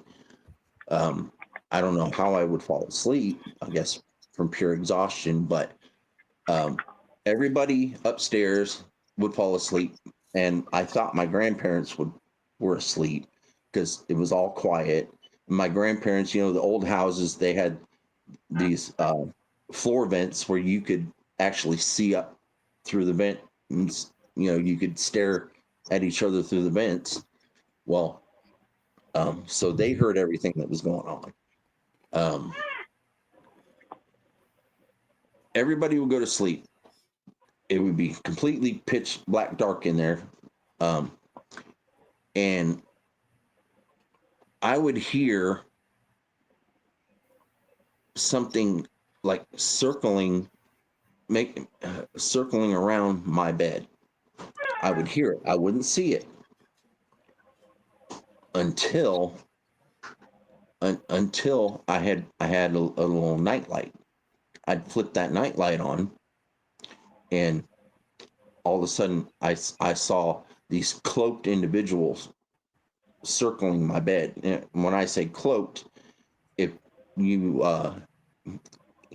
know what a monk looks like, where they have their hood over, and it drapes over their head, and they bow their head. Well, that's what these things look like, circling me, but they were floating. And there was probably about 6 or 7 of them all circling me and chanting and chanting and chanting, and they would stop. Well, they did that for a while. They did that for about a week. Just did that, and then I would see them if there was nobody upstairs and I was coming home from school. I'd go upstairs and get changed and go out and play. Well, I'd open that stairwell door that led straight up to there, and the light would be swinging. There's one single light up there, and it'd be swinging back and forth, and all of a sudden I'd see these things circling the light.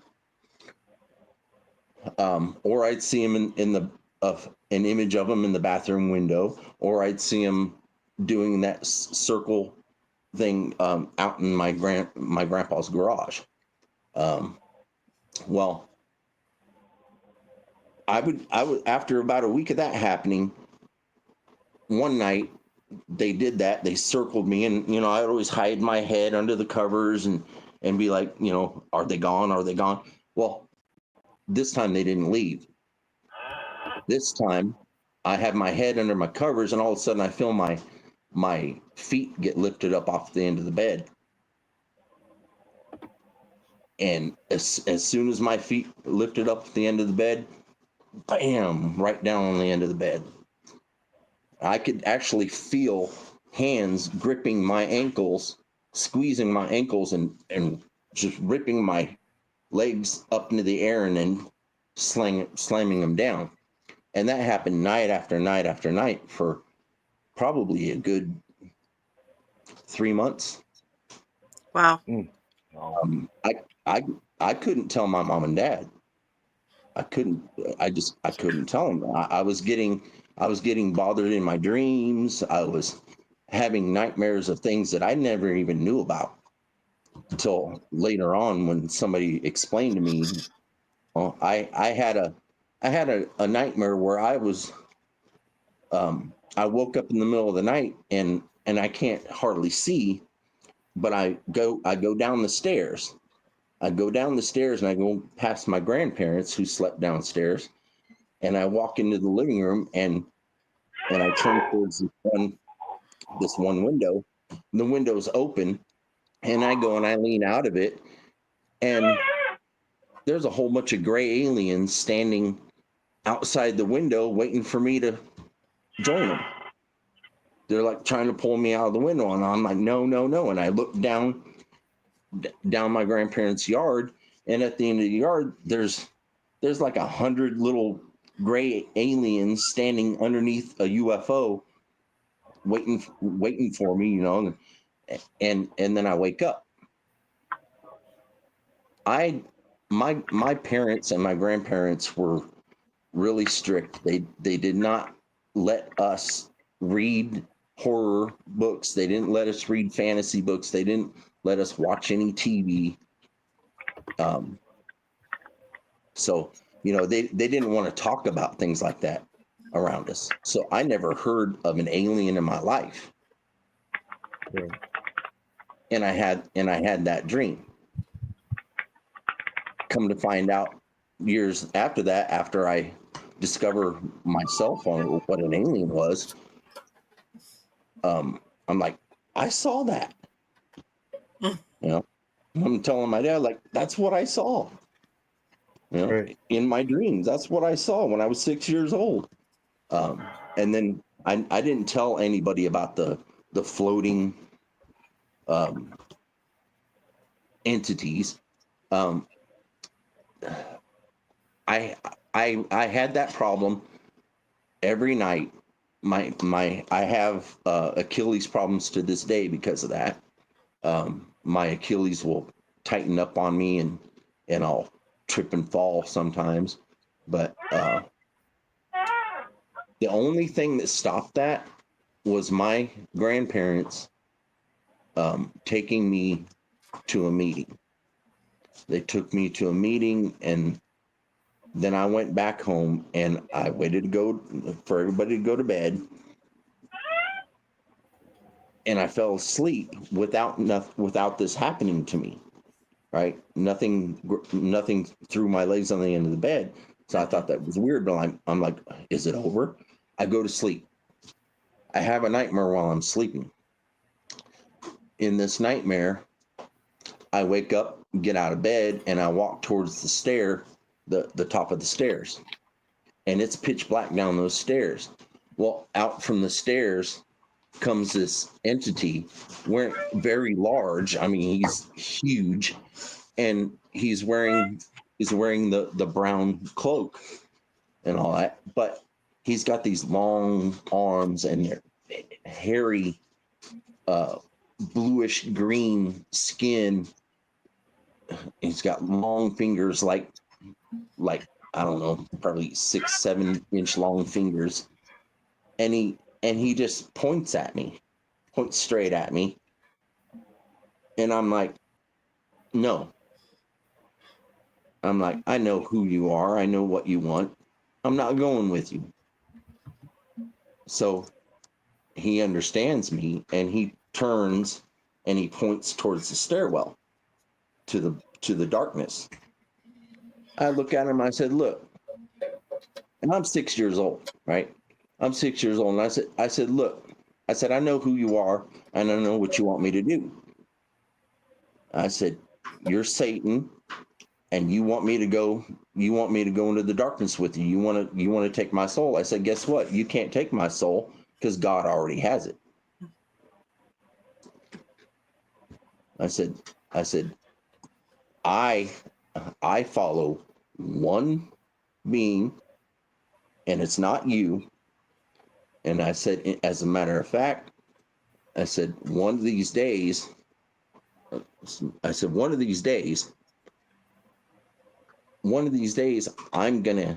going to you. Well, I'm not going to say the word. I'm going to off you. And I said, I hope I get that pleasure soon. He looks at me, his eyes start glowing red, looks at me, and then points over towards the center of the room. And my older sister is sitting on the floor, crouching on the floor in front of a coffee can. And this coffee can, it was my dad's. He kept nails and screws in it because we were always doing some kind of work. And he makes this coffee can lift up. It starts going around the room, and my little sister is chasing after it. And then all of a sudden, this entity looks at me, and he goes like he goes like this, right? And then he goes, well, I said no. I said, you're not gonna make me change my mind. I'm not going with you. So he goes, and the coffee can turns upside down, and then I wake up. After that was when I started seeing and hearing the dead. And that happened all the way up till I was 18, going on 19, and I just decided to shut myself off from it. And then it wasn't until 2012 when I'm in my early 30s, I start seeing Bigfoot. Now, I lived out in the California mountains, the Rockies out there, for a whole year back in 1984. My family and I, my parents and my brothers and sisters, we lived out in the mountains for a year. I didn't see or hear nothing out there. I've been camping in several areas all around this side of the Mississippi in different states. Never saw nothing, never heard nothing. And then I moved to Oklahoma, and I had my first experience in 2012 of seeing a Bigfoot and possibly a dogman at the same time. And then after that, now I've had several more experiences, and that's why I started my channel. I started my channel so that I could share those experiences and hopefully get this thing on camera to where somebody will say, hey, that's what I've seen. That's what I believe in. That I knew they were real. I've been wanting to dwell into the paranormal, but I haven't developed my channel that much yet to where I can expand into doing that. But, so that's go ahead. Those have been experiences to a certain point. I'm not going to let everybody know everything that I'm. A lot of it's not appropriate for people's ears, but yeah. You know, you was talking about the Civil War stuff that was happening back whenever I worked at the mall when I was doing security. Uh, we stayed pretty busy there. It was one of the busier places I'd worked. We worked with the law enforcement in that town, and we worked with DHS. That was a big part of our job, as we arrested and dealt with a lot of minor children. And we would average about 60 arrests a week. That was an average week, and that's not the holidays. We had hired this new guy. He was a National Guardsman, really good kid. He was going to work nights for us, and I was the field training officer at the time. I was a lieutenant, so I trained him on how to work nights inside of the mall by yourself. Now, the mall never dies at night. You always hear cash registers. You always hear laughing. It never closes. You know what I mean? And one night, I was on my way home, and my boss at the time, he was on his way home. We left at the same time. The new guy that we hired, he was going to stay in all night, which you're locked inside, and you have, the mall has top-notch security. I mean, they have motion detectors, everything. So we're gone maybe 15 minutes driving down the highway, and my buddy had already called me, and he's like, "Hey, you want to stop and get a coffee?" And it was nothing for us to grab a coffee and then drive to there was an old like tech center. We would drive out there and sit on the outside of town, drink coffee together, kind of unwind. Well, my pager went off, and it said we had multiple alarms going off inside of the mall. So we turn around and start heading back to the mall, and the police has already called us saying, "You got multiple alarms. Do you want us to go, or you all got this?" And we're like, "We got this." We was on our way up there. When we got there, he was gone. We could not find him anywhere. So we went to the office and we reviewed footage of the camera system to see, where he was at. And while we're watching it, we see him running through the food court, through center court. And I mean, this dude ain't like jogging. He's running for his life. And I'm like, what in the world is he running from? So we back the cameras all the way up to the office. The dude steps out of the office, and when you step out of our office, we had bullet-resistant glass in the front, and then on the left-hand side, you would be looking into J.C. Penney's, which was a large glass front. So he steps out, he looks toward J.C. Penney's, and the dude just straight out hauls ass. I mean, he runs across food court, center court. He goes down east wing, down the public hallway, hits the double emergency doors, and runs across the parking lot out of sight. Never stopping. And we're like, what in the world is wrong with this guy? So we call him on his cell phone, trying to get a hold of him. Finally, we get a hold of him. I had to jump back in the vehicle, re-sign it back in. I took off, went and got him. He's like, I quit. I am not working in this place. And we're like, what is wrong?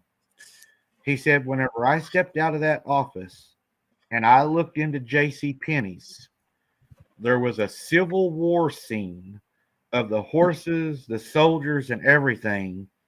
And he said, I watched them hang a man in a tree in there. He quit. He would not come back. I mean, he was done. But that place had a lot of evil. We had a guy walk in one day and kill himself. Yeah. We had a lot of bad things would happen there. Believe it or not, I used to work in a mall. It was back when I was around 17, 18 years old. I was doing night. I was night janitor, along with my brother and my brother-in-law. I always took the upstairs because everybody else was afraid to be upstairs because there was a store called Objects to Art upstairs, and that store sold mainly African uh, art pieces, which like voodoo and and stuff like that, Mm. masks and statues. Well, everybody always said, I'm not going to go up there. I'm not working around there because there's too much noise and there's something that walks around up there and tries to scare you. I'm like, yeah, what's going to scare me that I ain't never seen before? So, I'm on my first night, and I'm up there and I'm mopping around that store, and I feel something breathing down my neck. And then I hear a and I'm like, oh, okay. And I'm like, I know you're there. You don't scare me. What are you gonna do? I see this thing walk from behind me and over to the store, and it's in a blur, but it looks about 6, 7 feet tall, and it's in a blur, and it's all brown, and it walks into the store and then vaporizes. And it does that every single night that I'm working there. It comes around there and it tries to get my attention, and so I dare my brother. I dare my brother-in-law first to go up there and take my area for my shift, for our shift. So he does. And I said, if you can stay up there for the whole shift, I'll give you $50. So he's up there for 10 minutes, and then he comes running down the escalator, and he's like, no, I'm not ever going back up there again. He's like, this thing was me. And he said, it growled at me. I'm like, yep. And that do that to anybody and everybody that would be up there at night. Everybody must know their limits. I guess Yeah. Harold sent us a handprint that I wanted to show everybody too tonight. I thought this was really cool. I thought everybody would get a kick out of it. Yeah. Yeah, that was right out right outside my house in Lawton, actually. That one was. Now there's another one similar to it. How big is? Can you give us an estimate on how big that handprint is? I can see it looks like I can see like 5 fingers there on that handprint. That's a pretty amazing handprint. How big Yeah. is that? Do you know? My hand, I have a pretty large hand. Okay. It was about two finger lengths longer than my hand. Hmm. So I'm 5'8". I have a probably what good 5.5 inches from my index finger down to my thumb. So this thing was 2 finger lengths bigger than my hand. I sat my hand down next to it, but I didn't take a picture. I should have. But there's another one where I have my foot next to it. I believe I sent you that picture. I was thinking, I see the one um, where it left you the message. That's right here. Yeah, that stuff all summer and all all fall up till the leaves covered the ground. That I was getting stuff like that all over the yard. At first, here. yeah, the little sticks here and I'm there. just making sure it's here. Are I they thought making symbols? Are those some type of symbols? Anybody know? that's what Ramona, Medicine Bear Claw, told me that those to her looked like they were symbols. They were trying to leave me a message. That X was a small one compared to the one that was next to my gifting tree in the front yard in Lawton. That was in the backyard. That was the little X that the juvenile Bigfoot left for me in the backyard. There was a larger X that its mother left for me next to the gifting tree that I kept next to the gifting tree up until I moved. The thing is that on those symbols or whatever, we were actually looking to see if different languages, if Print like here if looks it was to be about the size of a juvenile, the one that's been hanging out here. So put my foot next to it. It's now about the size of mine, or a little larger. And then it takes one big step over to here. So you see where it's crushed down around here. And then when it takes a step over this way, it doesn't leave an impression because there's already a hole there that it previously dug. And then it goes back in here. It's all matted down because he makes multiple trips over here and goes over that way. And then he hangs out right back here, right behind the house.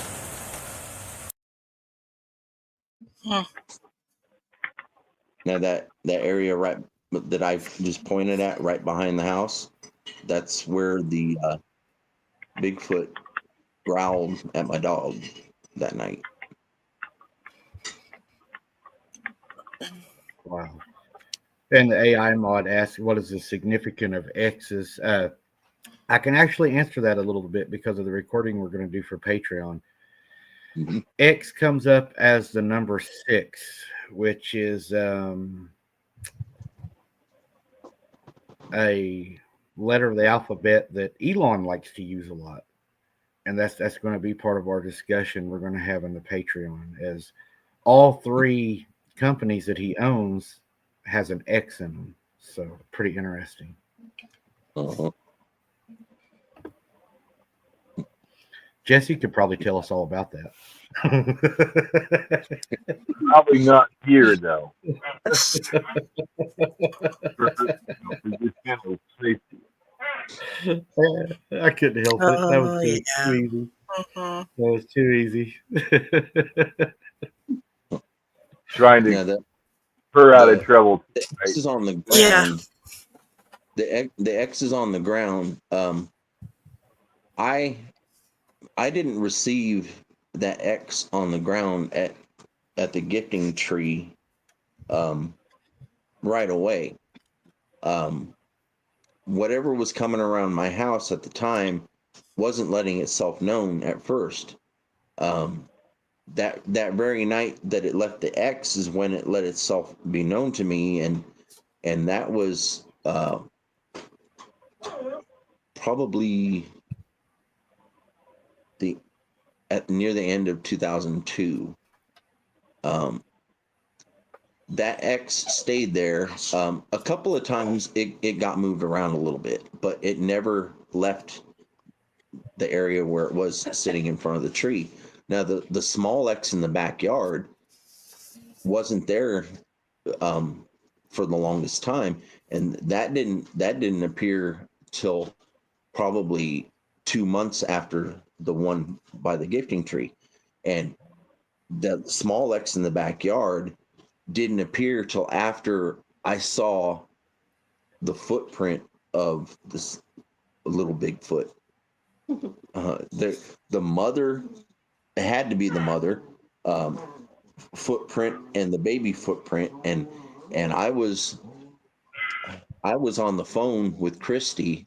We had just started dating not too long before that, and I was on the phone with her telling her about it and taking pictures and measuring it and everything, and I'm talking to her on the phone, and she heard what was it you heard over the phone? Oh God, baby, I don't remember. Okay. I'm sorry. I remember exactly what it was. Okay, good. When I was telling her about the size of the footprint, she heard something like it was behind me or something just near me, and it said hello. Yeah, that's very common. Yeah, I get a lot of those. Yeah. And I didn't get that on camera because I wasn't recording when I was talking to her, because I recorded with my phone. But after that happened, 2 months later, after that, even then, I started getting the small X in the backyard, and it always changed. I had a wood pile in the backyard where I kept all the twigs that would fall out of the trees, and where I kept that wood pile back there. Well, I started getting twigs missing from that area, and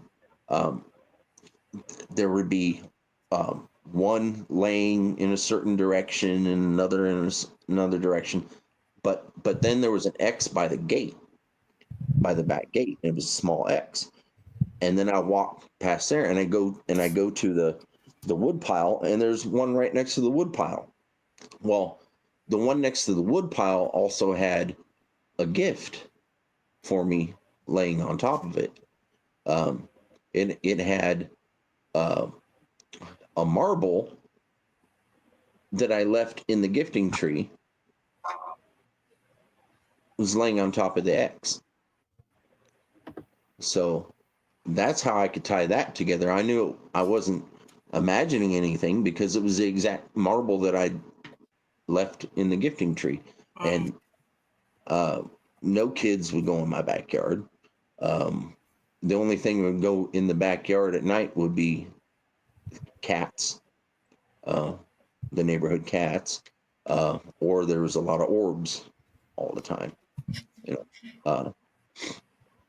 So then after that's when I was filming, putting some gifts in the gifting tree, and I looked up, and there I saw a pigeon, or not a pigeon, a dove. I saw a white dove. There was always two white doves that hung around the house. Well, they slept up in that tree. So I saw one, and I looked off to the right of it, and I saw eye shine.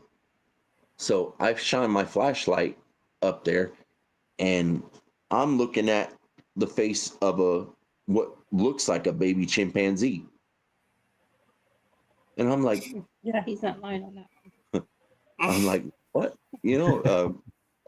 Hi. And it's just staring down at me. And then he moves his head a little bit. And that's when I knew it. I'm not imagining anything, because he moved his head, Right. It was cute. Yeah. It was a cute little thing. It looked like a baby chimpanzee. Yeah, it was cute. But It's amazing what's out in these woods, and not even out in the woods, just in your backyard at some point. Sometimes these things are not even, as far away as what people think. Some people, they go out and have different ways of communicating with them. Some people make snow angels for them, and I mean, people have their own methods of going out and tracking these things. I try to stay up on my feet much as I can. That's one of my goals is not to be off my feet because Yeah. I don't want to get ate by one of them. Yep. Harold, I've Yeah. had you on here 2.5 hours, man. Oh yeah. I'm sure your back probably feels about like mine. Yeah. Yeah, my legs are getting a little tired. Yeah. Why don't you let everybody know how to find you, your channel, everything, and guys, go support Harold. He's got a lot of good stuff. Yeah, you can find me and Christy on O.C.S.T. That's Oklahoma Cryptids search team on YouTube. I am also on Facebook under O.C.S.T. Oklahoma Cryptid search team. I have a Facebook group chat. You can also find me on TikTok. It's OK Cryptids on TikTok, and I have a show every Wednesday at 8 o'clock Central on YouTube called O.C.S.T. Bigfoot and Stuff.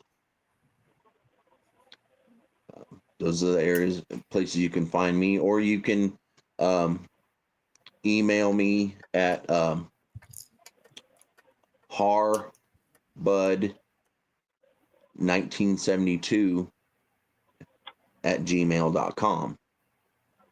If you ever if you're ever in the Oklahoma City area, or anywhere around there, and you want to go out on a Bigfoot hunt, or if you live in the area and you would like for us to come and check it out, if you have any kind of sighting or you know of someone that might need someone to investigate, then just hit us up.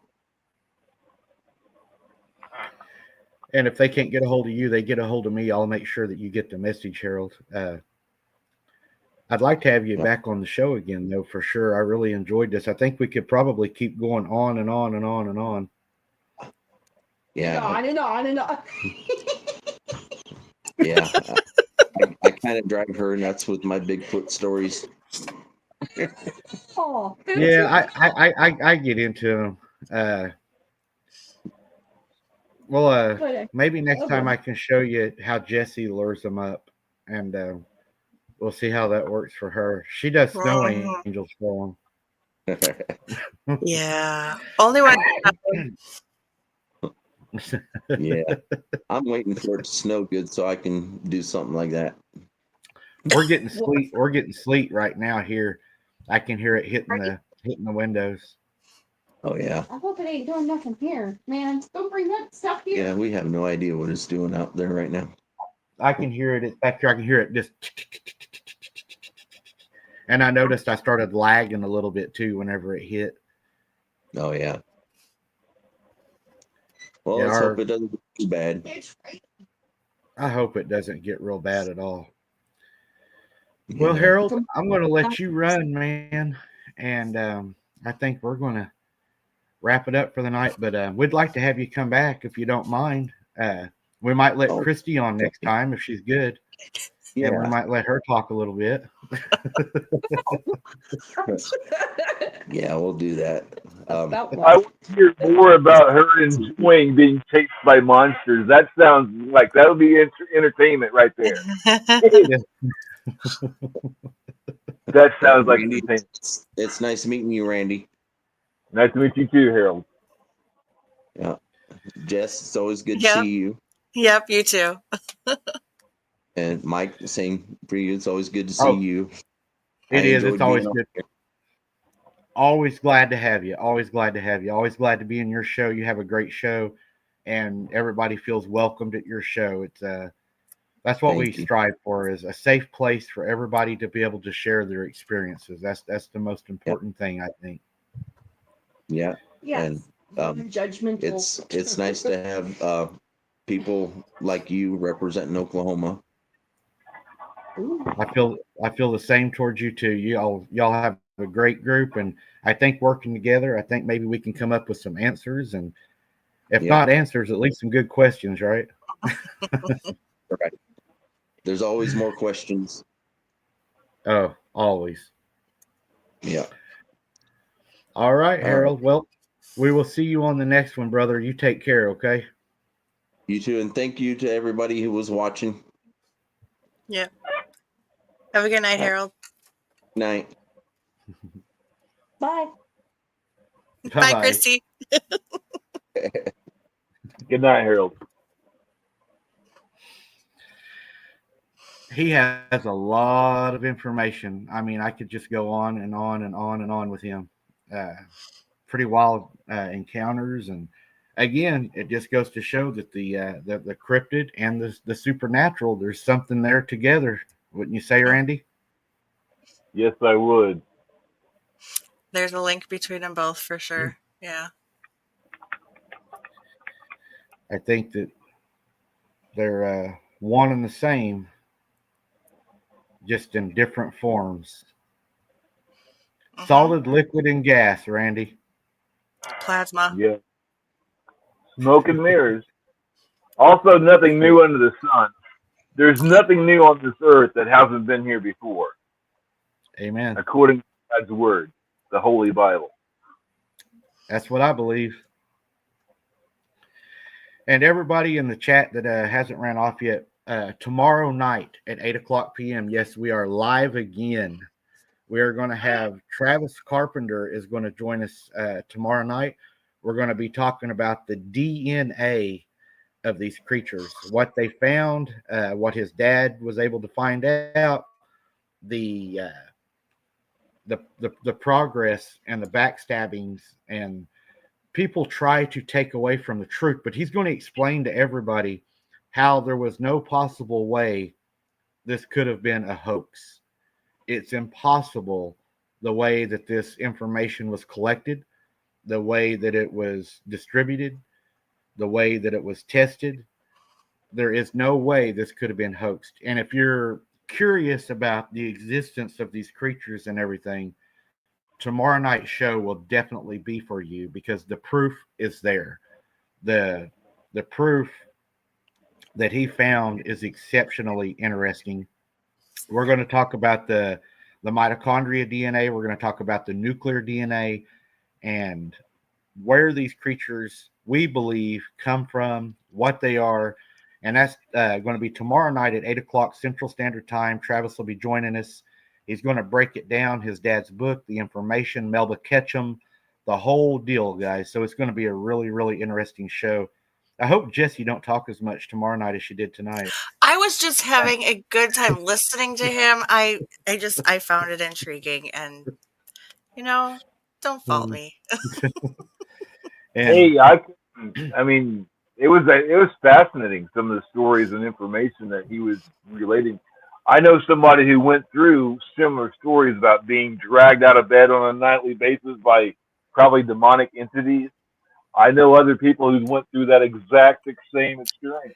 Yeah, I have too. Yeah. So he's not the only one that's going through stuff, that went through stuff like that. And back then they were shunned. If you said anything, you were crazy or that didn't happen. Oh. It's just your active imagination. Right. Right. No, I mean, we were told that. Yeah. We were told that, as kids, granny and grandpa, mom and dad, don't talk to people about this. They'll think you're crazy. How do you hide the truth? You label it legend. You label it, but the truth. Right. Right. Everything but truth. Right. If one legendary creature, my opinion, if one legendary creature is true, so is everything else that's listed as mystic or mysticism or legendary, whatever you want to label it. If one exists, wouldn't they all? I believe so. And even you go back to what we focus on here on this channel is a biblical standing and a biblical foundation for the investigations that we perform. And I think Randy said it best a while ago whenever he said there is nothing new under the sun. We know that in the days of Noah that there was Nephilim. And we know that in these days, as a Christian, that will repeat itself. May not be exactly, there's not going to be another flood. We have that promise, but it will be as if in those days. There's going to be things that will cause young men's hearts to fail them. We're going to see things in the coming days that people are not going to be able to fathom. And I believe that there is a select few that are marked to be here for those times, and there'll be people that ain't going to be able to stand those creatures. Me, growing up in it, yeah, they scare me. I feel blessed. I know that's a weird thing to say, but I feel blessed to have grown up in it because I understand that they are real. I understand that whenever I look at them, that they do exist, and it's not going to surprise me whenever I see a creature to where you have these, other people that have never had experiences that have been told all their life they don't exist. And one day they're fishing on a fishing bank and they turn around and there's a werewolf standing behind them. Mm-hmm. It'll definitely wake you up to the real world when you see something that doesn't exist standing before your eyes. That's something you can't dismiss or ignore, in my opinion. You have to look at the truth right there standing in front of you. You can't deny it then. Yeah. So or the load that's now left in your pants. Let me tell you something. You've been prepared spiritually to see something like that, because if you get into fear, these things can kill and eat you. Do not get into fear with these things. They feed on fear. That's what they terrorize victims. They terrorize the people before they kill them. They eat them alive in some of your stories. I mean, horrible. These things are not your friends. Right. I mean, and you'll believe they exist whenever you see them chewing on your leg. I mean, yeah. More than like you get scared and try to run away. I don't think you can run 65 miles an hour. I just don't think you're going to outrun from these creatures. If they're trying to get you, I mean, really and truly, if they're trying to get you, you're not going to outrun them. No. Yeah. Right. That's why you better have a safety in numbers. Maybe one of y'all might get away. Maybe not. Depends on how hungry they are and how many of them. It reminds me of the movies where everybody takes off running, and you got the one guy that ain't fast enough, and you see everybody running, and then behind everybody you see like his shoes and stuff getting thrown up in the air. Poor old Bill, he shouldn't have had that cupcake. The muscle structures on those things, I've seen them up close in bright light. The muscle structures on these creatures that I've seen, I mean, my God, I mean, they're just huge, and they're all muscle. And a lot of these people that go out and they hunt these things, some of them aren't in real good shape on some of these videos I watch. And that these creatures are like, well, this guy, I mean, if I step out and scare him, he's probably going to have a heart attack right here, and we can eat on him for a week. And then you have these other, and I call them kids that are going out, and they're not afraid and they're not scared, and they're walking around out there with their little, knife or whatever they got, and they're not scared. Well, that just tells me you haven't had an encounter. Because if you've looked at one of these things and you know that there's one around you, you're going to be afraid. I mean, if you're not afraid, then you just have a death wish. I mean, you're out there kamikaze. If you do engage these creatures with whatever weapon you're carrying on you, you might kill one of them. But remember, these things don't normally go alone. I mean, I've seen multiple creatures sometimes at least 3, sometimes more. So, you don't want to engage these things and piss them off unless your life depends on it. Unless you think it's a life and death situation where you're about to die by one of these things, that would be the only time that I would probably pull the trigger, would be to save my life. They might be looking for a buffet, and you're going to end up being the buffet. You'll be a Scooby snack for these things, I mean, But see, that's where the protection of Jesus Christ comes into play. For those who are saved, these things can't harm you, as long as you don't get into fear around them. You don't want to be in the fear. Or you just might be finger food. You might just be something's in it. The average Christian was to see what I saw. How many of them would be sane afterwards? I don't know. Right. But a lot of people I know don't believe in this stuff because we were taught not to believe in it. You were crazy if you believed in this crap. I remember that growing up, seeing things and people tell me, "Oh, you didn't see that. That's not real. It's just your imagination." No, it's not. These things are real. And how long were we lied to? Pretty much all of our lives, and we're just now finding out the truth about what's really around us. Hey, I think it's a fascinating world to live in. It's not boring, at least. some people still think I'm crazy for believing in this stuff. So, hey, I've seen it with my own eyes, up close and personal, within 3 feet from my face. I can't deny that this stuff doesn't exist anymore. And I was living like that because I hadn't seen critters like this. I mean, not that I could remember, anyways. And then I find out, I had seen these things for a long time, but I could never remember these encounters until I started watching this show. And it bothers me to have memory missing from encounters like that. It's like, how could I forget this? See, I still don't have all the answers. Mm-hmm. I don't think we ever will, really, until,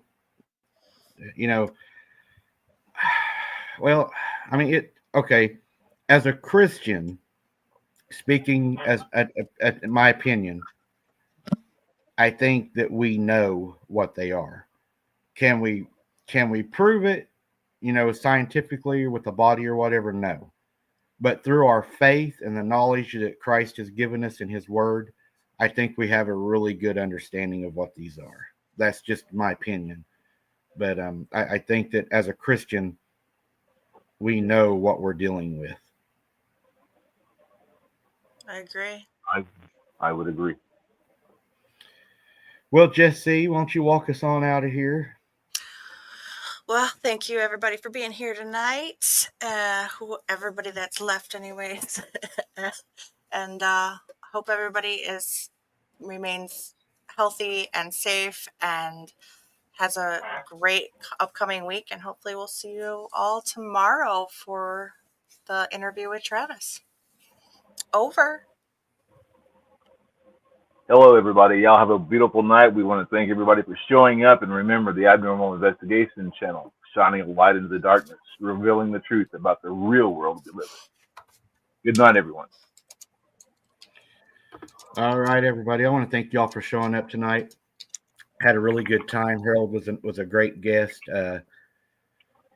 Maybe we can get Christy on next time. He can get his computer working. So everybody keep him in your prayers. He can get that done because that stuff can be expensive and it's frustrating. I've been there. It is aggravating. It truly is. I want to say, Hunter, I love and miss you, buddy.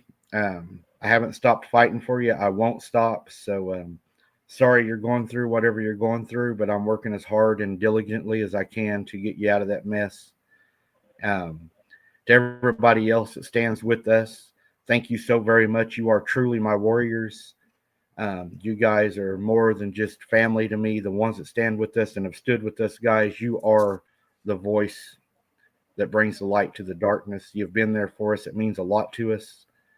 And we will continue to fight on. I will never give up. With God, all things are possible. And with God for you, who can be against you?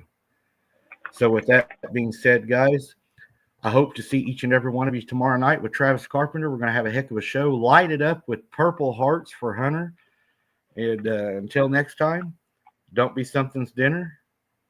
I don't know about keeping your head on a swivel tonight. It sounds like we got into the middle of the monsters tonight for sure. But thank you all for watching. Thank you for the green hearts for Logan. It means a lot to Michelle. And until next time, guys, be careful. We'll see you tomorrow night. Stay warm. Be safe if you have to travel in this. Good night. Good night. Good night, everyone.